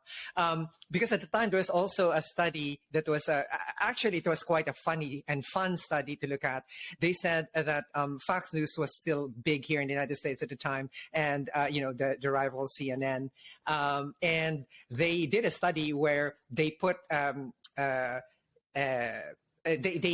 made those who only watch CNN, they made them watch Fox News for a couple of weeks only, and those who are watching Fox News, to watch CNN only after 2 weeks, and then they assessed the beliefs of those from Fox News who are watching CNN significantly changed, right? More towards the views by CNN, and the beliefs of those who were watching CNN and went to Fox News were not significantly changed. So when this paper came out, and I was actually having fun with that paper, I said, okay, here's the political application of that. But of course, I shut up about it, because politics is a very delicate subject these days. Some people don't even last a few days in their office. I heard over there where you are. Very contemporary joke. Thank you very much. So I would like now to go to the subject of AI. And Karl, I wrote a paper, I'll also send it to you, where I actually proposed the term artificial ethology instead of artificial intelligence. And my argument was, if I see a baby seated on the floor, I don't know if the baby is intelligent, right? Unless it does something intelligent. And I could extrapolate that to a neuron. I could, extrapolate it to something based on some criteria. And I also coined the term computational neuroethology, that if we assume that the behavior is based on a nervous system, then there must be a way of modeling that computationally. So I introduced those two terms, of course, Karl, two way ahead of his time, totally ignored, right? But I was saying that maybe we should sharpen the definition of artificial intelligence, right? Into what is it that I mean by intelligence when we're defining it, or what is it, whether or not we're defining artificial ethology, because are we defining intelligent behavior? Because even when you're processing something, that processing is intelligent behavior, right? It's an intelligent behavior of a system. So, do you have any definition of AI, of intelligence, as it would apply to AI, right? Yeah. I think I'd probably borrow yours in terms of this computational ethology. It's a very interesting question, which we have been exercised by literally in the past, sort of workshop discussions and the like in the past few months. I'm trying to make the distinction between, for example, AI as it's currently read and the next wave, which some people refer to as AGI or generalized AI. But it does exactly, as you say, rest upon your notion of intelligence. My commitment from first principles is exactly one that emphasizes the ethology, the behavior. So I would see this truly intelligent behavior is just sentient behavior that I would call active inference. What is active inference? It is just belief updating in the service of doing something. So immediately it's an attribute of an agent, and an agent who is inferring, therefore, is a subject of is a subject who is observing and sense making. So I think you'd have to have the ethological or the inactive aspect hand in hand with the process of belief updating, inferring states of the world, and what you are going to do. That is the thing that underwrites the ethology in play before you have any sense of intelligence, and certainly any sense of generalized intelligence. And then I think you just come back to exactly that sequence of moves in terms of different kinds of things, and within any one given kind of thing, the vague aspects, say, of temporal depth, or hierarchical depth of the generative models that would license different levels of intelligence. And for me, the big thing is the imperatives for artifacts that can plan, and that imperative is the resolution of uncertainty. So put very, very simply, a true intelligence in an artifact or an artificial intelligence would have to demonstrate or evince curious behavior. So the day that Siri or my iPhone starts asking me questions as opposed to me asking it questions will be the day that I start to wonder whether it is genuinely intelligent. So as soon as a computer wants to form a Turing test on me, then I'll be convinced because it's curious about the answer. So when the intelligence is interested in me, then I think you may well have true artificial intelligence, or use modern jargon, AGI. But notice to do that, you have to have ethology, you have to have socialized, culturalized, encultured ethology, and you have to have movement, you have to have communication. You can't have curious behavior without any of those things. So I think they're all necessary preconditions for that kind of thing. Yeah, I was thinking, looking at your free energy principle and saying, well, and Maturan and Verels bringing forth a world, is being able to bring forth a world enough, such that you're able to act in your environment. And the reason I ask this is that I look at a single organism, for example, and say it's in a thermocline, and it essentially has a preference of one temperature or the other, and it will move itself in the thermocline in which it was most comfortable with, where its nature, its proteins will not denature, and so on and so forth. Or if it's in a food gradient, right, it will move towards the direction of the food. Is that enough to say that this cell is intelligent? Right? It has a model of the world. It's doing a prediction. If I go to it that's too hot, then then I'll burn up my proteins, my enzymes, so I'll get denatured. If I go here, then I'll freeze. So I'll stay right here. So is that enough of a model of intelligence for us? Well, you clearly want me to say no, so I will say absolutely not.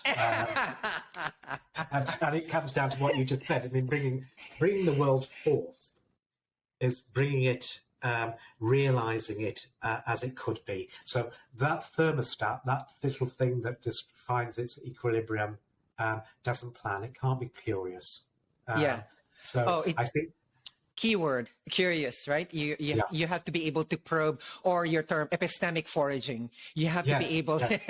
I love that term, epistemic foraging. Oh, I do as well.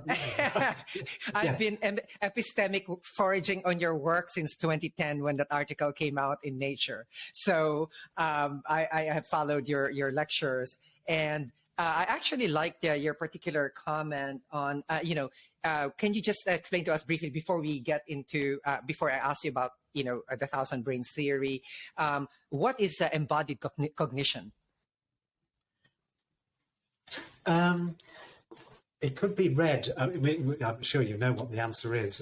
What it means, I think, depends who you're talking to. So, in most communities, it would basically be the realization that there's a brain and a body, and it would bring to the table important issues about sense making from interoceptive signals, and the kind of thing that people like Anil Seth or Lisa Feldman Barrett would refer to as either interoceptive inference or emotional inference, predictive coding in the spirit of, or predictive processing, at least active inference in the spirit or in the game of making sense and making plans about my body. And then you get into interesting stories about the difference between homeostasis and allostasis, and to what extent do you have intelligence underwriting and planning underwriting allostatic responses. So that's one big movement, and of course speaks a lot to feelings and emotions, and that the kind of sentience that you'd actually have to write into an artifact. You have to give an artifact a physiology before you get that kind of intelligence.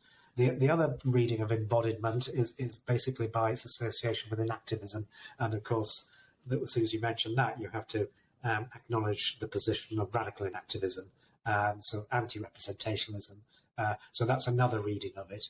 I mean, activism is absolutely central to, I think, most thinking in this century. It's certainly central to the free energy principle. The whole point of having that circular causality that keeps up coming up as a theme in our conversation rests upon the active states coupling back from the inside to the outside.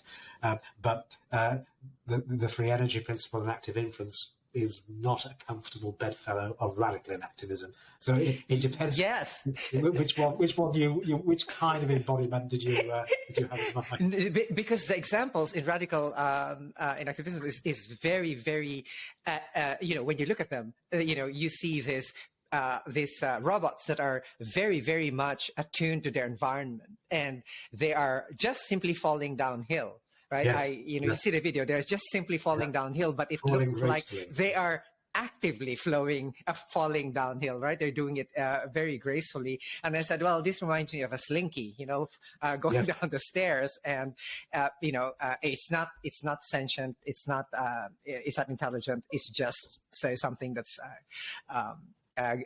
doing its thing, because that's how it's actually structured. So how do we resolve that with you said it's a difficult bedfellow of active inference. So what is the resolution of something like that, Karl? Well, that would be a particular kind of thing that had a very, very shallow generative model, even to the extent it was that the number or the set of internal states was the empty set.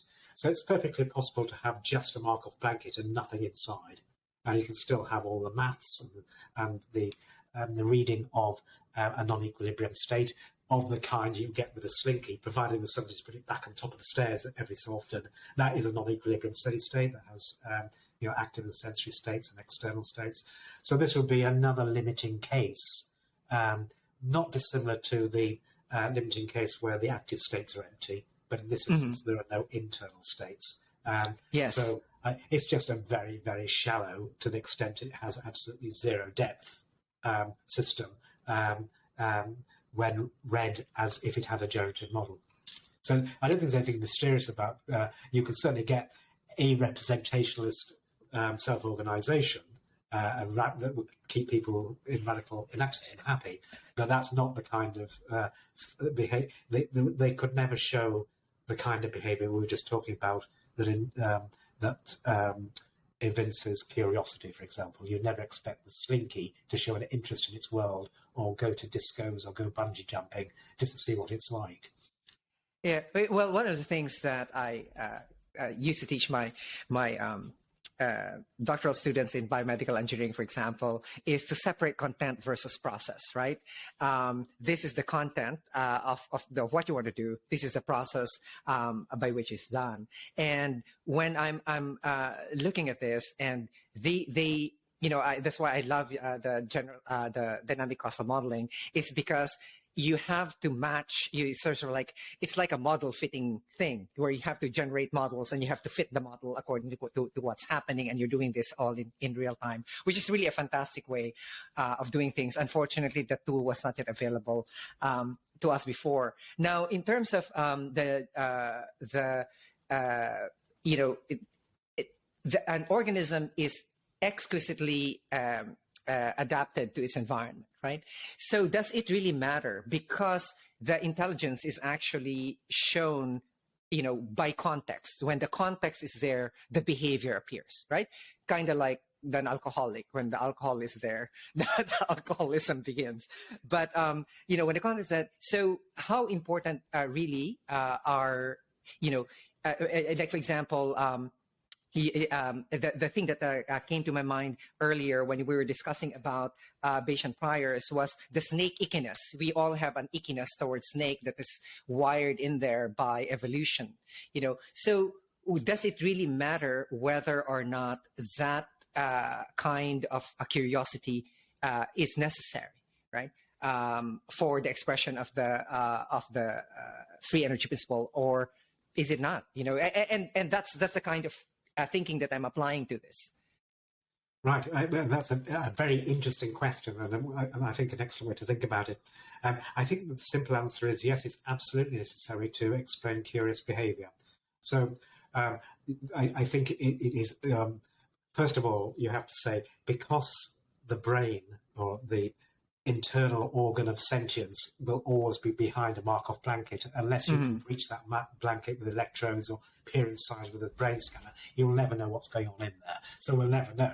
So we don't know whether curiosity and this kind of belief updating is necessary to explain behavior, because all we can look at is the behavior.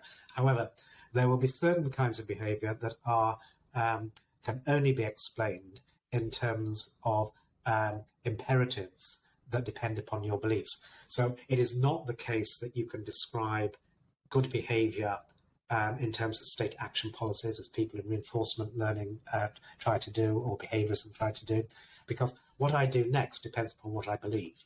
So if I want to go shopping, I need to know what to buy. In order to know what to buy, I have to go and look in the fridge. So it really matters what I do next, or what I do next depends in a really fundamental and simple way on what I believe, not the state of the world. What's in the fridge and what's in the shop is exactly the same. It's only in my head that determines the right kind of behavior. And what is the right kind of behavior? Well, the right kind of behavior is just that which maximizes the evidence for me as a model of my work. It's just self-evidence, it's adaptive fitness. So the reason I introduced that is to answer your question, do we need it? Well, you don't need it, but if it is the case that everything that is around us is a product of some slow free energy minimizing evolutionary process, then it is simply the case that these are the most likely things to occupy this world at this point in time. They have the highest marginal likelihood, another word for model evidence. So these are model evidencing maximizing things. So they are self-evidencing. That means that they have or can be read as if they have a generative model of their world. And their generative model of their world has this kind of depth and bringing the world forth ability that makes them also curious.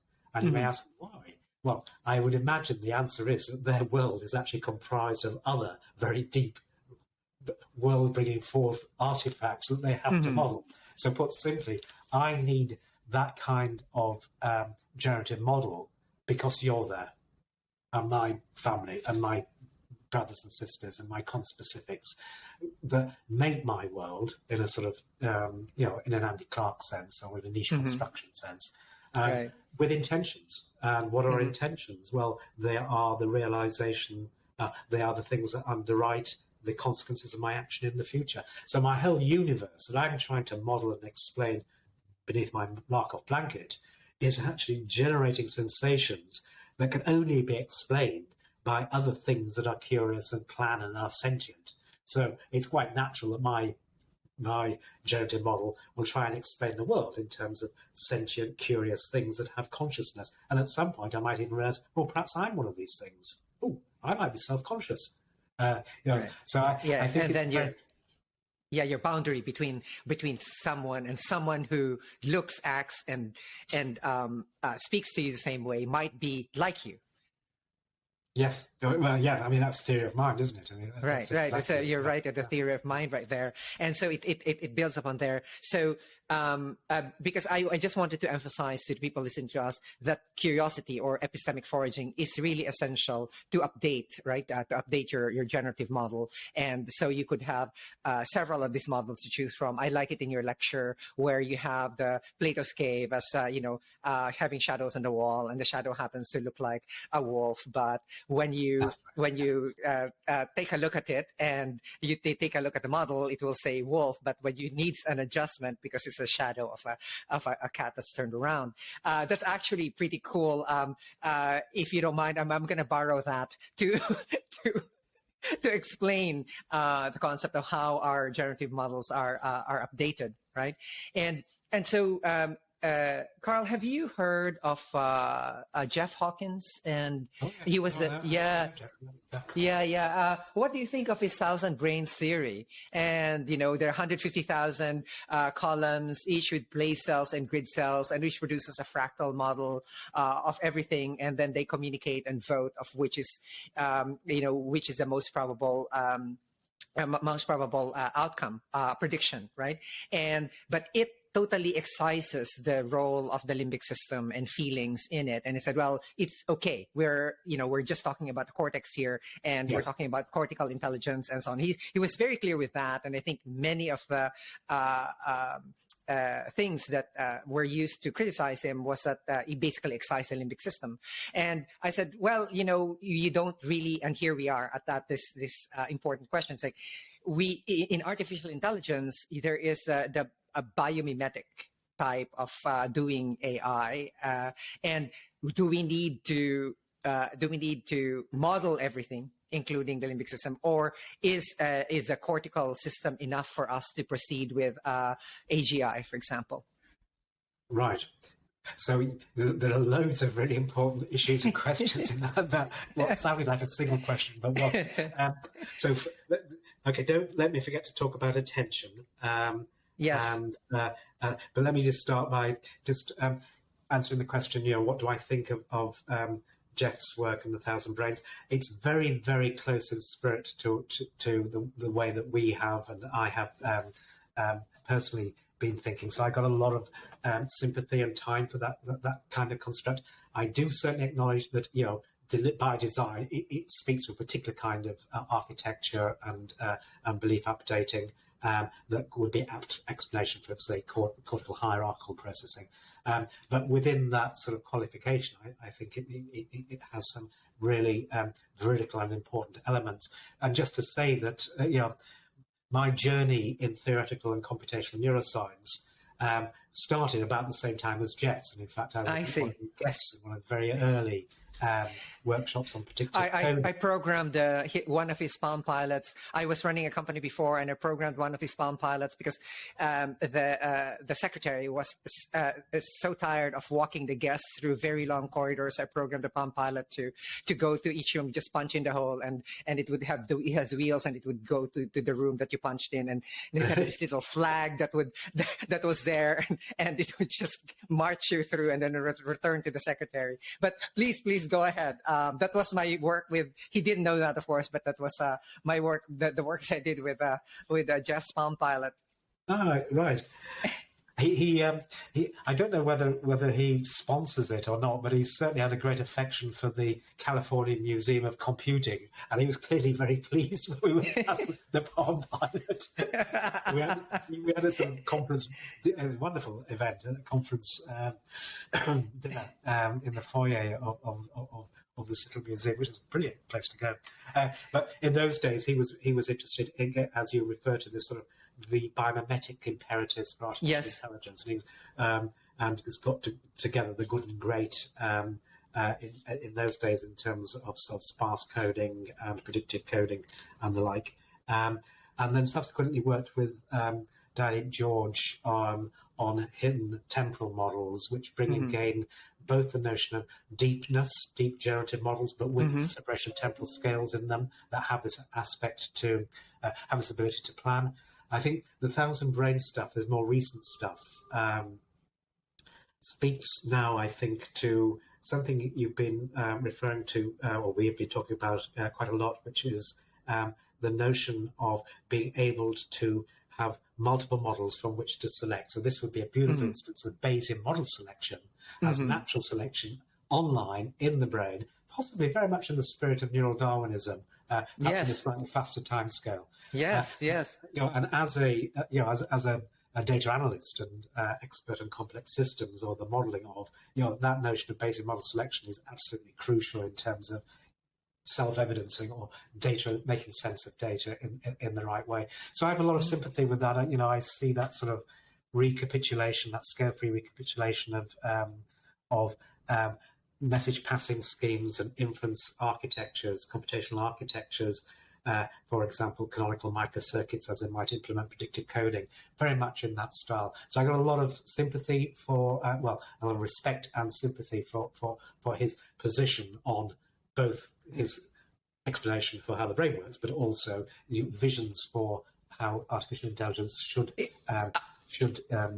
unfold over the next few years. The attention bit, I think, is interesting because I didn't realise this. I didn't realise it'd been critiqued for missing out the limbic system. Yes. And you make a very good point that a lot of people now in machine learning and artificial intelligence research are trying to promote this sort of biomimetic agenda, which I have to say I've assumed has always been there since you started in computational neuroscience. Somehow it's become a recent meme.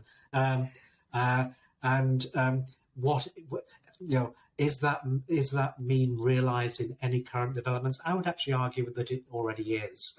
If you just go back to Mark Solmes's what's the limbic system for when it refers to the cells of origin of the neuromodulatory neurotransmitter systems, or the drives, the primary afferents to these cells of origin. They're just to mediate felt uncertainty. What's that from the point of view of predictive coding and Bayesian filtering? It's called the Kalman gain.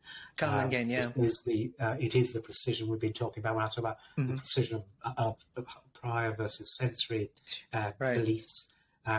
That is just exactly the same as the Kalman, estimating the Kalman gain in a Bayesian filtering formulation of this state estimation, data assimilation. If you're a psychologist, it's attention.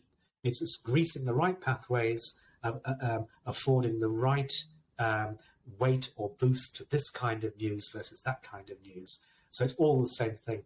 And I use the word attention here because, of course, attention is a key ingredient of transformers. So all the excitement about transformer networks and their utility in doing this and that in natural language processing or processing streams of data rests upon something that looks very, very similar to the the weighting of various message passing that you get for free if you take a Bayesian filtering perspective, an extended Kalman-Bucy filter for it. It's not quite the same. It has the same spirit. So while people in machine learning are getting bored with transformers and calling out for a more biomimetic limbic system in the recurrent neural network or the diffusion network, if they actually just look back a few years, they find they've already actually done that, and possibly without realizing. You're right. I don't know. So, I see that biomimetic aspect inherent in the development of machine learning. Whether it's articulated explicitly or not, it's always been there. It has to be there because there will be convergent evolution to the right way of doing it, which is, basically the way that you and I do it. And I would imagine if you look closely at Jeff Hawkins' work, you will find the equivalent kind of gating. And the whole point about Bayesian model selection is to get the right high-level explanation for this and that and say, I can explain that. I'm a good model of that. And just by applying things like softmax operators in that selective process, you're effectively doing attentional selection. So I suspect that Jeff will actually at some point argue, I don't know, but he could, I'm sure, push back against that criticism, say, no, the basic mechanics of this scheme already has this selective process in it. That is the job of things like the limbic system, to contextualize and select the right mode of behavior, the right emotional stance that is realized by my emotional and then attentional set that determines what I should attend to and what I intend to do, in terms of providing predictions and selecting the right explanations, narratives, my autonomic reflexes or my motor reflexes. I don't know. Perhaps you should get on and ask him. His argument was more like, we don't need to include the evolutionary structures, right, in order to create a system, a biomimetic system that learns, right? He said we can learn, from the model that's in the neocortex, and this is what we found, right? And so when I was looking at this, well, I was essentially I was enamored. I still am enamored with the model because it then simplifies a lot of things, which actually more reminds me that it is more evolutionary based, because Karl, that, in learning, as humans, in evolution, we learn via our movement in our environment. That movement is crucial to our learning. And in fact, his theory has, place cells and grid cells. You could basically place yourself in a particular location, and they, if you look at the papers now, there are actually papers that say that there are actually place cells and grid cells that already exist in the human brain. And so I just picture the brain as this grid, and we are actually modeling our environment in it, and it's sort of like we're moving through. And the brain is encoding our location in space, and that's how we learn, right? And then he says also that when you have an idea, right, you also have to move it into the same space. You're still using the place cells and the grid cells for it, but it's now for symbolic things, right? Yeah. You still have to move and turn ideas around. So it's still like moving through an environment. And I was relating this to although we have, we're using this in the context of machine learning and all of the things that is teaching us back now to how we learn. For me, it's like, if we can develop a model of learning there, now how can we take a look back at us and how we learn? Right, in terms of how we as human beings learn, so that there is an equal conversation, right, between the models that we generate and things that we understand about ourselves, whether or not we have arbitrarily put in there a factor that is not really present in us. Like, for example, I think that's the crux of the limbic system argument is that, well, if you're really biomimetic, then you should have taken out the thing that gave you feeling. But I see your argument in there that it's already selecting. In fact, the image that he provides, Karl, is really beautiful in his white paper, is that he has this cup with a hand holding it, and is that if you trace your finger through that handle, right? If you trace your finger through the handle, the brain is generating a model of that, but it's doing it fractally. It's like it's all of this different it's a whole model, but all different views. This is how the handle feels here, and here's the handle feels there, etc., etc. So that when you hold it, you have an actual model, and the handle fits your hand, and it doesn't. It basically don't. It's not too wide that the cup releases in your grip. So that's a beautiful way that he does this. And I was wondering whether or not this is, if this is a model, whether or not this is really how we do it biologically. What is the likelihood that it's probably this? Because it's also based probabilistically, right? It's based on models. It's doing a lot of active inferencing, and he's actually doing epistemic foraging. The model contains everything. Yeah, I mean, I think there's some fundamentals there which one could quite potently argue are the way that we do it. You were talking about sort of place cells and grid cells, but also going on to, at some level, a symbolic like cathexis or association of these states of being in one place as the, if you like, the state space in which we build our models of the world. I think that's quite fundamental. And you don't see it in deep learning, but you do see it in sort of natural language processing. So most, say, a variation autoencoder doesn't have the really, unless you actually equip them explicitly with discrete state spaces, they're based upon continuous spaces that would be apt for describing velocity or length or motion speed. Whereas, of course, if you want to describe concepts, then you need to, I am in the kitchen, as opposed to the living room, as opposed to continuously saying I'm at GPS or XYZ coordinates, and numerically evaluate them. So I think there's a fundamental difference between the very flavors of generative models that you could bring to the table to understand how we model our world. And I think this notion of, at the higher levels of deep generative models, things becoming symbolic and discretized, I think is absolutely right. And I would argue that the very existence of receptive fields, such as place cell activity, just is a reflection of the brain carving nature at its joints by tiling it into discrete chunks. So this cell firing when I'm in this particular corner of the room is just a report, probabilistic report or instantiation, realization of a probabilistic belief, I am in this coordinate or I am in this part of the room.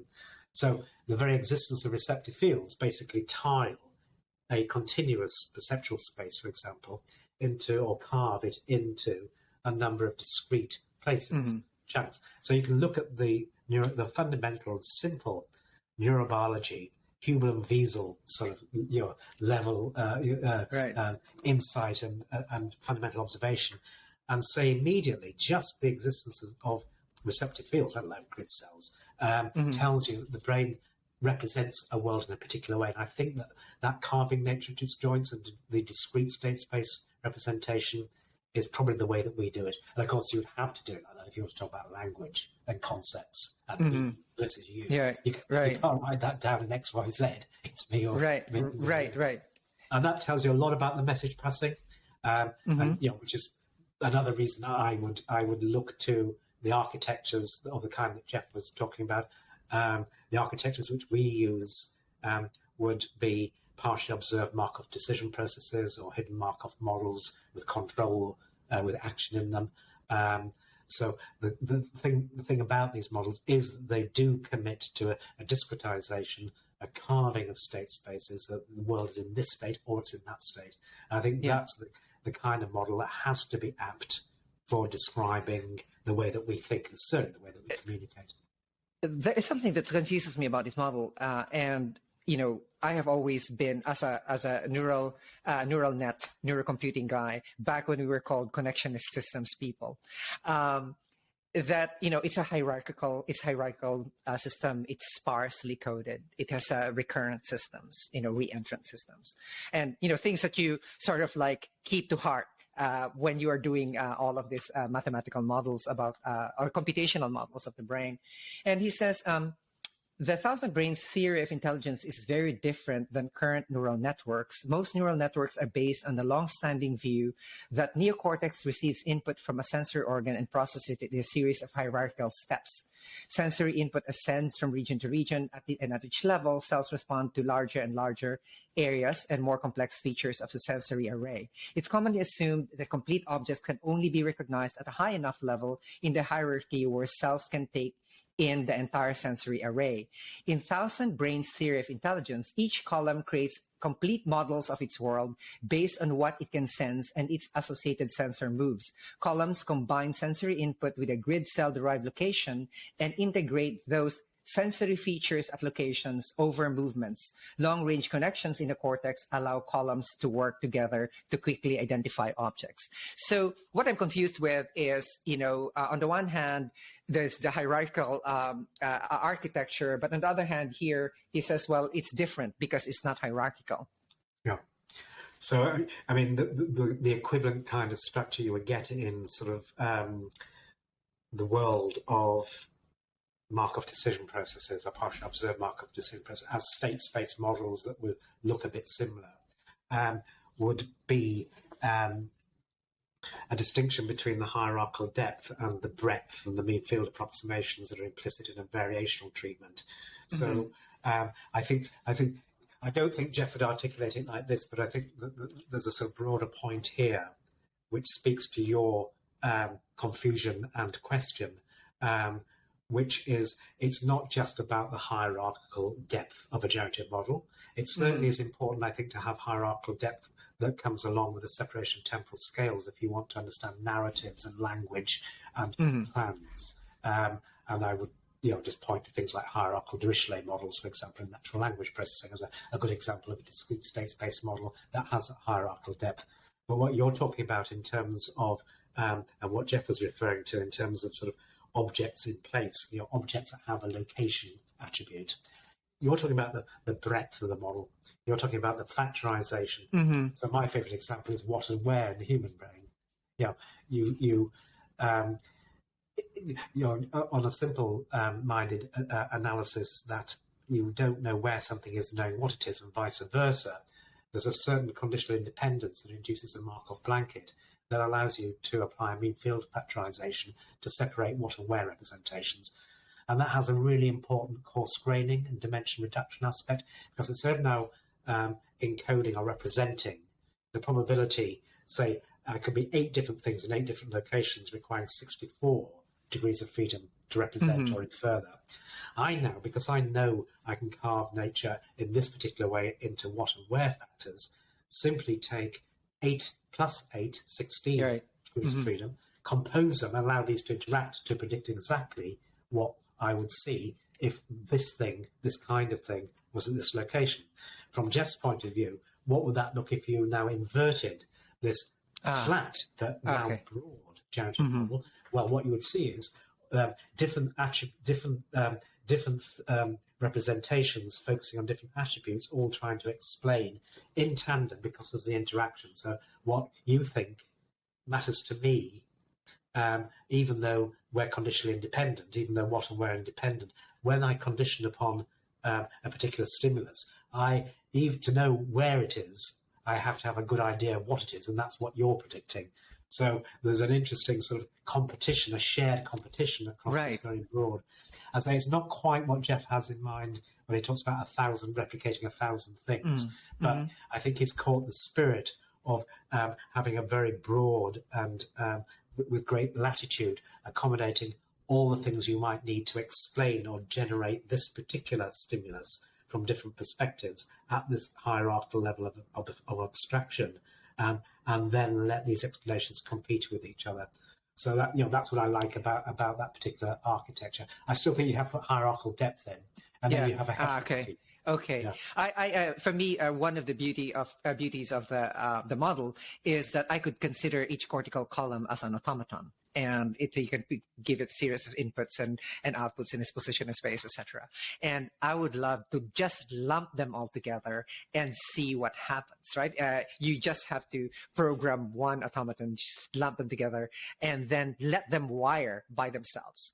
Let them wire by themselves and see what the emergent picture is. Is it going to show you, the various positions of the finger in the cup? Is it going to show you, what is it going to show you? And for me, that's sort of like the excitement that that I got out of the model is that you love first principles. So I was thinking, is it really that complex the way we're making out the brain to be, right?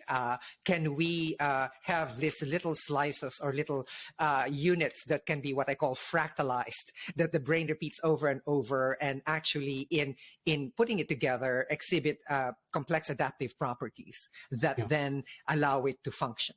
So that's the spirit where I was taking this model in terms of going forward. Where do you think the models, machine learning models, should go, Karl? Well, exactly in that direction. I mean, in a sense, putting lots of little elemental things together and looking at the emergent self-organization, that is exactly the explanatory target of the free energy principle. So things use some Markov blankets, and things tend towards a non-equilibrium steady state. That's what the world does. So, what are the emergent properties that you have? And that's what the free energy principle is meant to explain, or at least how you can read these emergent properties of putting lots of simple things together and seeing what they do collectively. Collectively, what they do is minimize their collective free energy. So that's exactly the beautiful deflation that you now like. So I don't know the answer to this, Karl, and it has bothered me because it's very central to modeling, right? How does one model attention? Well, the attention is just modeled by the precision of various mappings. So, if you just take the very simplest generative model, you've got sensory data and you've got latent causes, and there's a likelihood mapping. So this cause generates this pattern of inputs, or what and where causes conspire to through a likelihood tensor to cause this pattern of inputs down here. Then the precision of that mapping just is the attention. So if you're in a very dark room, you will have you won't see anything, and it really doesn't matter what the input is. You're not going to update your posterior beliefs, so you know that the precision is low, and you switch that off by reducing the excitability of the connectivity between the input units and the hidden layer units. So it's just the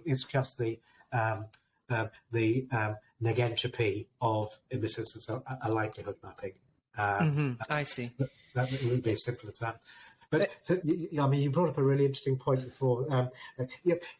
Yes, I wanted to answer it because it was, I think, an important illustration of current moves in machine learning that may or may not be explicitly biomimetic.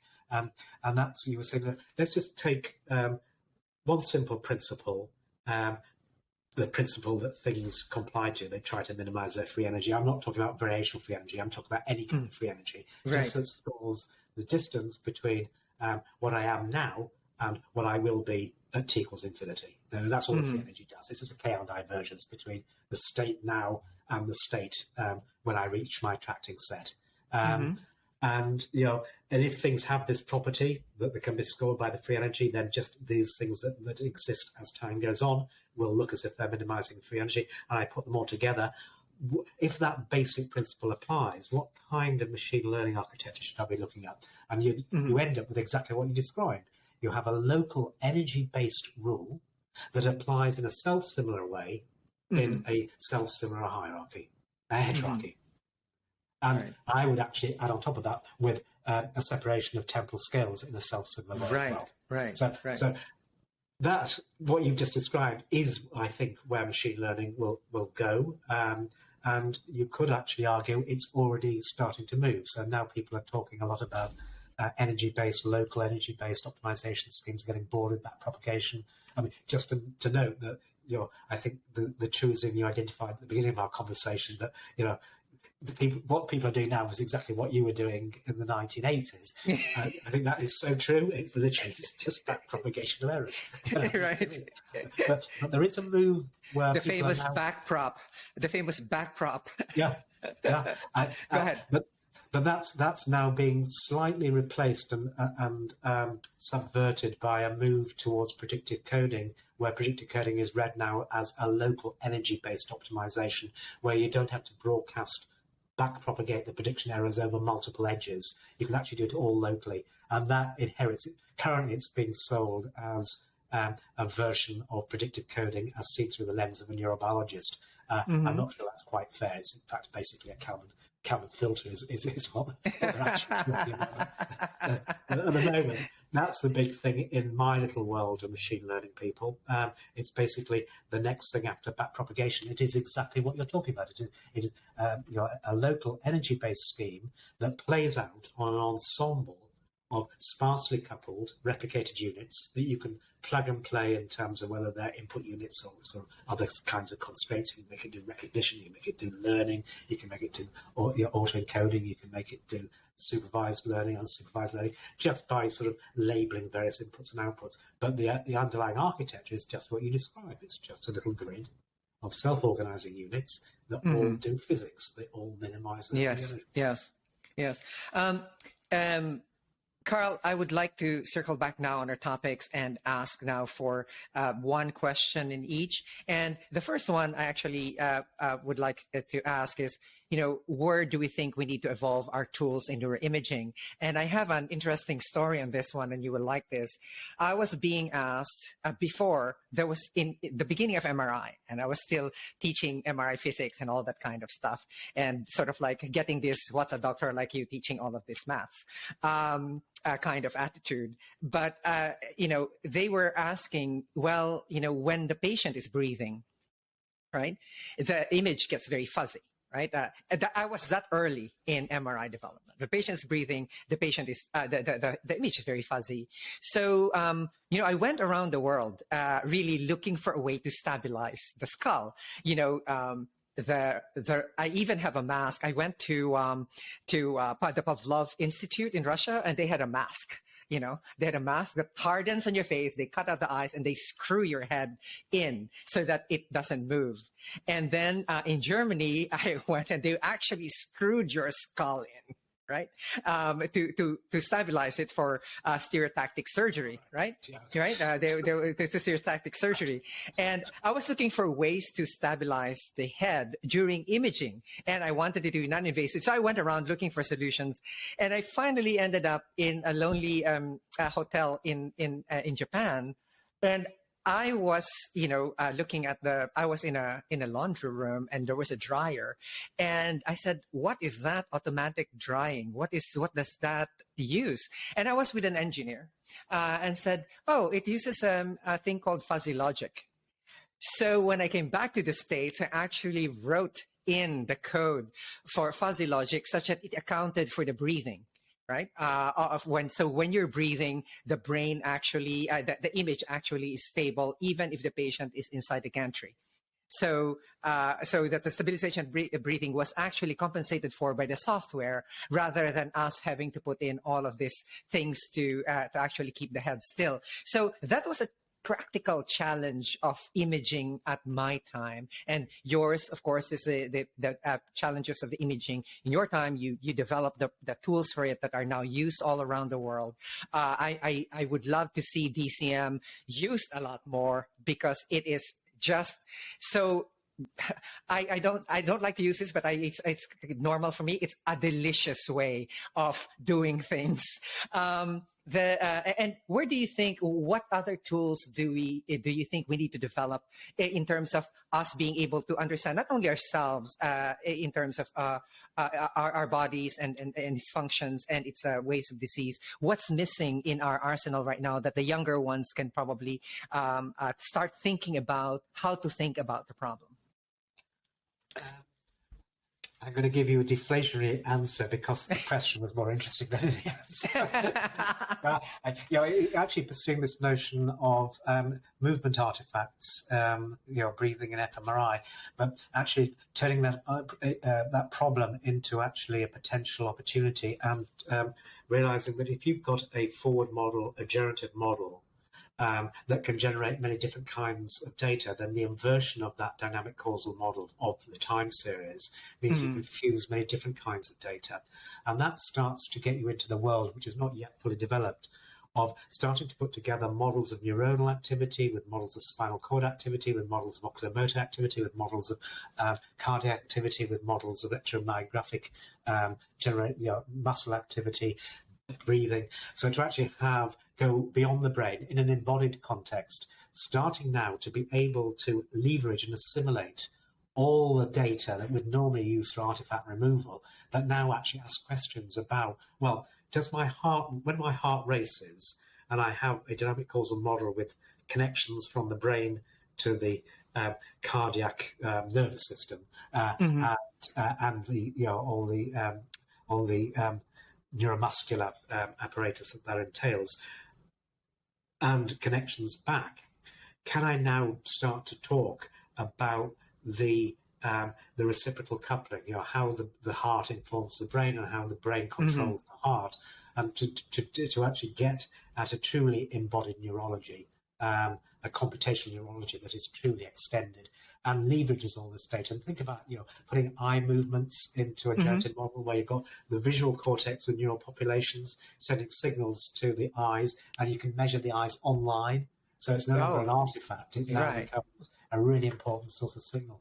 And finally, just to speak to your point, you can think of this now generating even neurochemical tracer data that gets into the pharmacology of neurotransmitters and the release of particular neurochemicals. So starting to now having models that generate not just fMRI data, but the binding of certain selective neurotransmitter tracers. You get right down into the molecular biology of synaptic communication and how it's contextualized by different brain states. I think that may be important for certainly psychopharmacology. I see. In the development of these tools, I know that we are employing lots of math, and I do encourage a lot of my students who are interested in research, etc., to bone up at least on their mathematics and their statistics.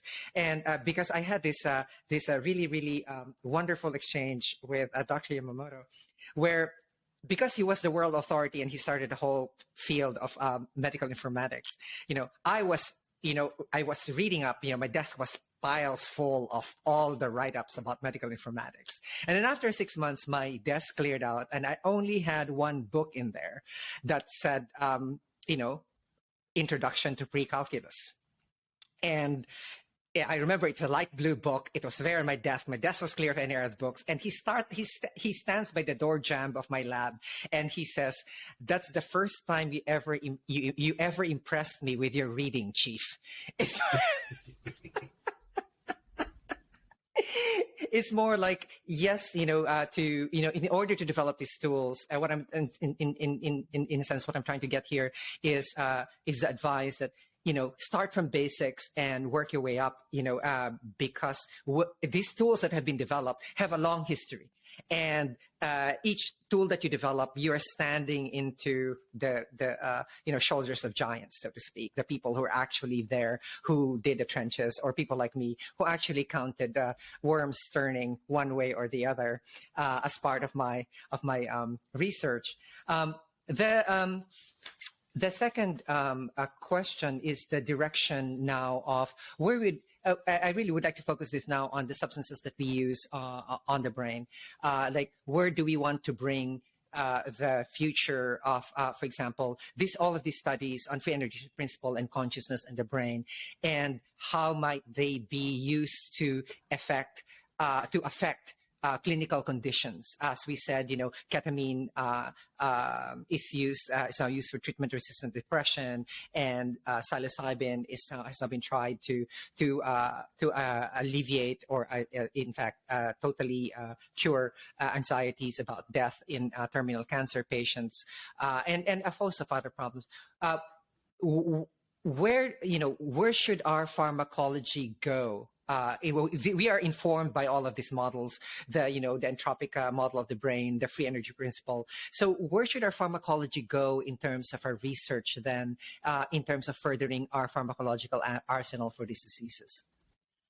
I think just a practical answer to that, if you want to leverage the constraints that the pure theory brings to the table in terms of empirical, clinical, and translatable research, I think it's really drilling down on the nature of the synaptopathies that underwrite things like psychosis and depressive disorders, right the way through to Parkinson's disease. And you could even argue epilepsy, although you don't really need much sort of sense making and predictive coding to understand epilepsy, but right. I think you do when it comes to understanding most of the psychiatric conditions and possibly also some movement disorders and in neurology. So that link is afforded by the important role of this synaptic gain as a realization of the estimate of the precision or the confidence placed in various messages, whether you're in a predictive coding like scheme or whether you're more in a discrete state space model. It doesn't really matter. The rate or the boost or the gain at which you broadcast your sufficient statistics in a generic belief propagation sense, it will have a profound effect on functional integration and ultimately what you think and what you do. So understanding the pharmacology of that in the context of learning and inference, which brings us back to the importance of getting the talking aspect, the therapeutic, the therapeutic context right. But understanding the underlying molecular biology and the psychopharmacology, I think it is clear the way forward in all contexts, whether it's developmental, whether it's therapeutic, whether it's assisted therapy, whether it's drug misuse. All of these contexts, I think, would really benefit from a mechanistic understanding that would be able to phenotype individuals in a way that has some predictability for either their etiology or their response to various interventions. I asked that actually as a selfish question because there are all these diseases that we're looking at, but really I've been playing in my lab. I have a small lab in my house, and I have a current fixation for the GABA-A receptor. And I am actually playing with it because I have a monkey chattering in my head that's just going on nonstop. La la la la la la la, and never turns off. And I said, well, okay, I've ignored the superstar neurotransmitters are your dopamine, serotonin, acetylcholine, norepinephrine, opiates, cannabinoids. They are like, for me, the way I explain them, these are the fish in the aquarium. But no one minds the water and the aquarium itself, which is the glutamate receptors and the GABA receptors, the excitatory and inhibitory neurotransmitters. If she can turn these things on and off. And I said, so if I am good to tackle this process of just shutting off my thoughts, You're telling me about the GABA-A? Yes, I have a current fixation on the GABA receptor simply because I have a chattering monkey in my head. And so I went to literature and said, well, how do I stop this chattering monkey in my head? I don't need a chattering monkey wherever I go. And so I took a look at the GABA receptor, right? And then I see, of course, the GABA receptor, in the current addictions that we have, like opiates, for example, which is big here in the United States right now. In fact, I spoke to another author, Anna Lemke, yesterday, who's an expert on addictions, and she essentially what's in the literature right now is that they inhibit the inhibitors, so they inhibit the GABA, and then the dopamine flows through the system, right? And these are temporary states that you can attain. If you're an opiate, then you have an indirect pathway to dopamine and so on. So how do we, for example, in the future of this pharmacologic treatments that we have, is there a way where we could anticipate or predict the downstream network, as a result of activating this particular receptor pathways? Yes, I think there is. And I think there's quite a lot of dynamic causal modeling like evidence already to highlight the importance of GABAergic neurotransmission. So this gain control I was talking about, at the end of the day, all rests upon the exchange between superficial pyramidal cells that are broadcasting signals to other parts of the brain and inhibitory interneurons. All nicely optogenetically typed now. So at the end of the day, it's all about inhibitory interneurons and their disinhibition or disinhibition, depending on how many interneurons you've got in your internal interlaminar connections. It's all about that.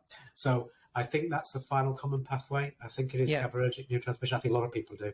And certainly when you start to model this using dynamic causal models of canonical microcircuits, that's usually the conclusion you arrive at when you do Bayesian model comparison in things like schizophrenia, for example. So I think Rick Adams had what I thought was quite a foundational paper looking at 4 studies and 4 paradigms, but one, the same kind of generative model or dynamic causal model under all the data. And the one consistent and convergent finding was exactly on GABAergic neurotransmission in canonical microcircuits as they set the gain for pyramidal cells that broadcast their sufficient statistics to other. So, and if you were people like Wolfzinger, you wouldn't be, Lissman, and lots of other people, you wouldn't be surprised by this, because the gain that mediates the precision and the strength and the sensitivity and the postsynaptic excitability and the strength that I broadcast what I'm seeing is going to be necessarily reflected in terms of fast synchronized oscillatory interactions and expression, things like get fast and slow gamma and the like, which is an interesting link now again back to attention and the control of decision. All of these things go hand in hand. So I think your little monkey is absolutely right.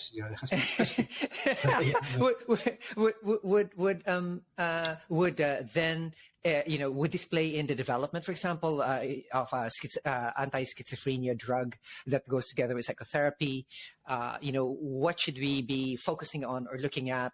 Because I was just so disappointed at the scientific dishonesty that happened with Alzheimer's paper that derailed the focus on the treatment, right? So now I'm sort of like extra cautious on where can we predict, or which directions can we go to? So what I was thinking as well, to quiet the brain, like in schizophrenia, is a noisy brain, but it's also undirected, right? There's a high entropy. So one of the first things to do is to quiet down the boiling water, and then the next part would be part of therapy would be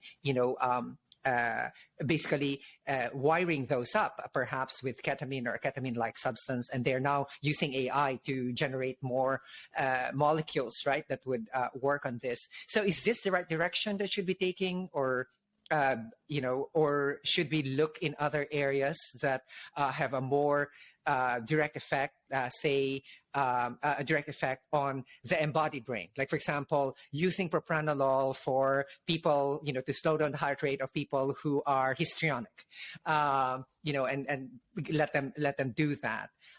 So that's because before we tended to take a look at the symptom, right, and develop a drug for it. Now we have a model, and now we're basing our pharmacology on the models that we have and the receptors that we're seeing, etc. And so is a combination the best solution, or should we move forward with newer things that actually not only prove to us that our model is valid, but also already help this, for example, the schizophrenic patients that we have right now, because despite not being a psychiatrist, I actually have a couple of schizophrenic patients under my care because they don't want to see a psychiatrist. So, and that's why for me, it's like, how do I take care of them?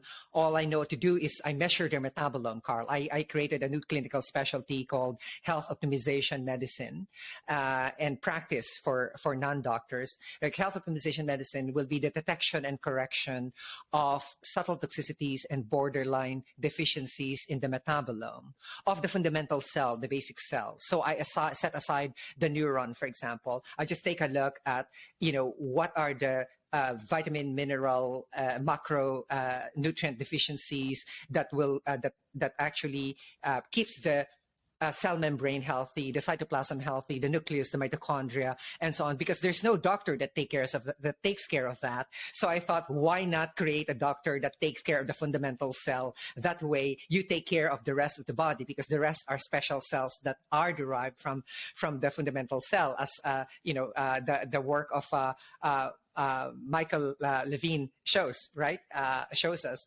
So, in terms of these kinds of developments that we're looking at, and are we looking to are we looking more to our models to then develop effective treatments in the future? And is that the right path to go? For example, the thing that for example, we reopened the research on psychedelics, and I'd like to know what's your view on moving forward. How should we proceed with psychedelic research, and what's the future for that we're looking at for it?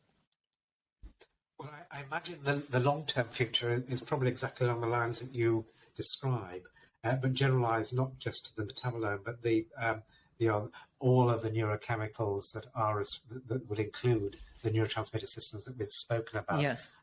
And applying that in a personalised and precision medicine context by being able to phenotype the sensitivity or insensitivity, possibly mediated by GABAergic neurotransmission at a very sort of local level, but certainly nuanced and contextualized in different brain areas by different neurotransmitter systems. Right. In this particular patient. So that speaks to having validated tools with predictive validity to do this. Right. And by tools, I mean bedside tools, like, for example, a psilocybin challenge in conjunction with a mismatched negativity paradigm, or the difference in responding to random names versus your own name. Simple paradigms you can do on the bedside that actually get can infer the status of and the configuration of the message passing in these hierarchies in a principled way for this person. And then once you know that, then that hopefully you will be able to demonstrate the predictability. Well, this person will respond to this kind of treatment, this person will respond to that kind of treatment. So I think the generalization of as you say, measuring everything you can that matters. That matters. And then trying to validate that particular profile in relation to your understanding of the mechanisms that underwrite well-being, not just of the cell, but of course the cells that constitute our brain. Right. In the health optimization, I consider the body as an ecosystem. So it's like an ecosystem of cells. And what you're saying actually reminded me is that in the urine metabolome, for example, you could take a look at the metabolites of the neurotransmitters, and they have now a statistical correlation with their level in the brain and the level in the platelets. So you have more or less a good idea of what happens. And I just like to give you a short story on this one. I have a patient who was an addict, cocaine addict, and essentially I have been through him through one relapse, and then I didn't hear from him for a couple of years, and then we met again. I took some tests, and I saw that his homovanillic acid, which is a metabolite of dopamine, was very low. And so I said, "Did you have a relapse?" And he said, "You caught me, doc. I had a relapse. I actually took cocaine, la, la, la, la, la." So for me, that's the power of the tool, right, that we develop. And that's the power of, the tests that we have. And now it's sort of like, okay, now where do we go from here? Right, in terms of how do we rewire his addictions? Do we, increase the entropy a little bit more to loosen that groove, to make new snowfall on that groove from top of the mountain, so he can have better options with his behavior. But anyway, that was just a story that I wanted to tell you. And the last question that I wanted to ask you was, the role of AI is increasing, and whenever I talk to students, or other doctors, I do tell them to monitor what's going on in AI, because there might be a future. It's a very possible future. I don't know if it's going to happen, that we physicians might simply be AI technicians, right? So it's best to know what's going on inside your machine now that you're still young and you can still understand a lot of these complex concepts and theories and maths, because when you go, I remember, Karl, it was so great before, like when I was dictating my results in a Dragon Systems, Ray Kurzweil, I could really call him up and scream at him and say, this dictation system doesn't work. You're dictating and it would get fixed right away. And then now, of course, he's an unreachable god at Google, right? So gone are those days, right? And so right now, the doctors or the other healthcare practitioners, we have a longer or a longer field of study to see, how this machine particularly arrives at its conclusions, etc. Because I was also looking at, I used to do neonatal interventional neuroradiology, and so when you plan your surgery today at this particular day, say day 2, and you're doing your surgery on week 2, that's already out of the game. You have to redo the calculations all over. And then there's robotic surgery, of course, that where they could safely put in the stuff, the machine in there, which are steadier than your hands, really. So I am. It's sort of like an advice and a little bit of a warning for medical students, doctors who are young enough, etc., to get into the learning about artificial intelligence and what it's going to be doing to our future. I remember giving a plenary in 1990 where I said, well, the goal of medical informatics is to make physicians obsolete. But actually, I was wrong. I think it's AI that's making us obsolete. So, and I'm happy for that, right? Because, if you take a look at, for example, the newer studies now, at the time that we were doing the studies on, the pathologists, for example, and their degree of correctness in identifying cancerous and non-cancerous slides in surgical pathology, the pathologists were 50-50, but the AI was 60 to 80% correct. So, that was during my time. I could not imagine now, the improvements, and that was like, probably 28 years ago. So, what do you think the newer, the medical students now, or the doctors, etc., should anything like AI be included in their curriculum? And what would be the core, at least if you were to recommend a core of the study to someone who is going to grow up with AI machines or become stewards of AI machines, what should they be focusing on as a core? That's a difficult question for me to answer because I'm too old. But all I can say makes the two of us, Karl. Yeah, you don't sound it though. So I think there are two things that they need to keep their eye on. You're certainly right. Medical education, and particularly psychiatry, of a formal sort that involves some basic statistics and some basic maths and chemistry, obviously. Is a must, but particularly in relation to informatics and sort of computational approaches, I think that's more and more an imperative. It doesn't have to be onerous, but certainly so you feel fluent and confident you can read these kinds of papers and leverage what they have to offer would certainly be a must. Having said that, I have to say that most of the computational neuroscience I do, a lot of it is actually being done by fairly mathematically literate psychologists. So it's really, the creativity is really building the right kind of generative model and using off-the-shelf software to actually invert it and show its relevance for self-understanding or understanding the human condition or indeed psychopathology. And that leads me to the second point, which I think you've made, which is irrespective of how they're trained, all young doctors are going to have to be skilled users of artificial intelligence in the sense of Andy Clark's sort of extended cognition or extended bodies in the sense of robotic surgery.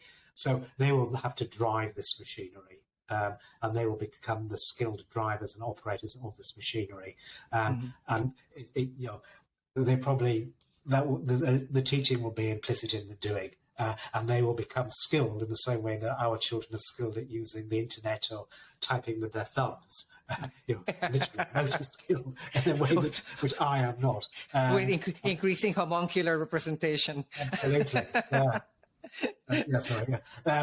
So I think that kind of skill, but I would look at that as you have in a very positive way, that they will become the expert pilots. They will be, and their training will have to be, as long, if not longer than an airline pilot, they will just be leveraging advances in an automated ethology, doing stuff, moving stuff, and as such, I think that they should embrace and look forward to every new advance that comes along. To a certain extent, I also think that's true in terms of assisted diagnostic, radiography. I have to say, though, on a more deflationary note of a folk psychologist, so if I was talking to young people and I hear this hype that radiologists are not going to be necessary in a few years' time, that's so wrong, because poor Jeff Hinton got in lots of trouble, according to Gary Marcus. For that was 8 years ago, now 10 years. An off-the-cuff comment by Jeff.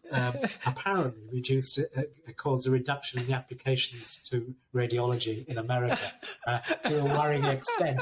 And it's all nonsense. It's the same kind of nonsense. And I don't know whether you're ever going to be able to broadcast this. There's the same nonsense behind self-driving cars. In 5 years' time, we'll have self-driving cars that will be safe and everybody will be using. And it's always in 5 years' time. It'll never happen. And I think that that's what should be told to young doctors. They're never going to be replaced by a robot in a white coat or some really intelligent query system that asks all the right questions. There's, the only way to train the right deep neural network to become a good doctor is to have a child, send him to him or her to the right medical school, and wait for 20 or 30 years. That's the only way you're going to get the right kind of system at the end of the day. There's I believe in small science, and there's a guy who actually, I forget his name, he published a book on learning AI, neural networks and AI through the Excel spreadsheet. And I actually encourage my students to here, study the book, buy the sample sets, and learn at least the fundamentals of neural networks and other expert systems and other AI systems from there, which I think you start small, right? But I'm running now into the problem of, they don't know how to use Excel spreadsheets, which is a really interesting, because everything is now presented to them graphically. And I said, well, there's still data underneath those graphical representations, but it's actually a fun experience to be older and a little bit wiser, and looking at, well, how many hoops do you have to get into, right? It's kind of like asking my grandnephew, where does beef come from? And he tells me from the supermarket. And I don't want the doctors to actually have that response to me when it comes to AI, right? And seeing them in the future. Now, there's also one thing that I remembered from also something simpler when we're talking about embodied cognition. I once read a book which I recommended to my students called Embodied Mathematics. And what I can distinctly remember there is we have 10 fingers that we can count, and therefore our counting system is in base 10. So we have symmetrical halves, and therefore we have, binary systems. And it is, just pointing out what should be obvious but isn't obvious to us. And, in our sense, is not just the brain, but embodied cognition. And, we have your exteroception and interoception, and, of course, the natural systems of body that are programmed in there. But for my final fun question, Karl, if you were to choose among the classic psychedelics that you were going to do one more time, which one will you choose? I would go for the magic mushroom, psilocybin. I think it's a nice green choice. It's very organic. Aha. I hope I won't get caught for this, and you'll get some.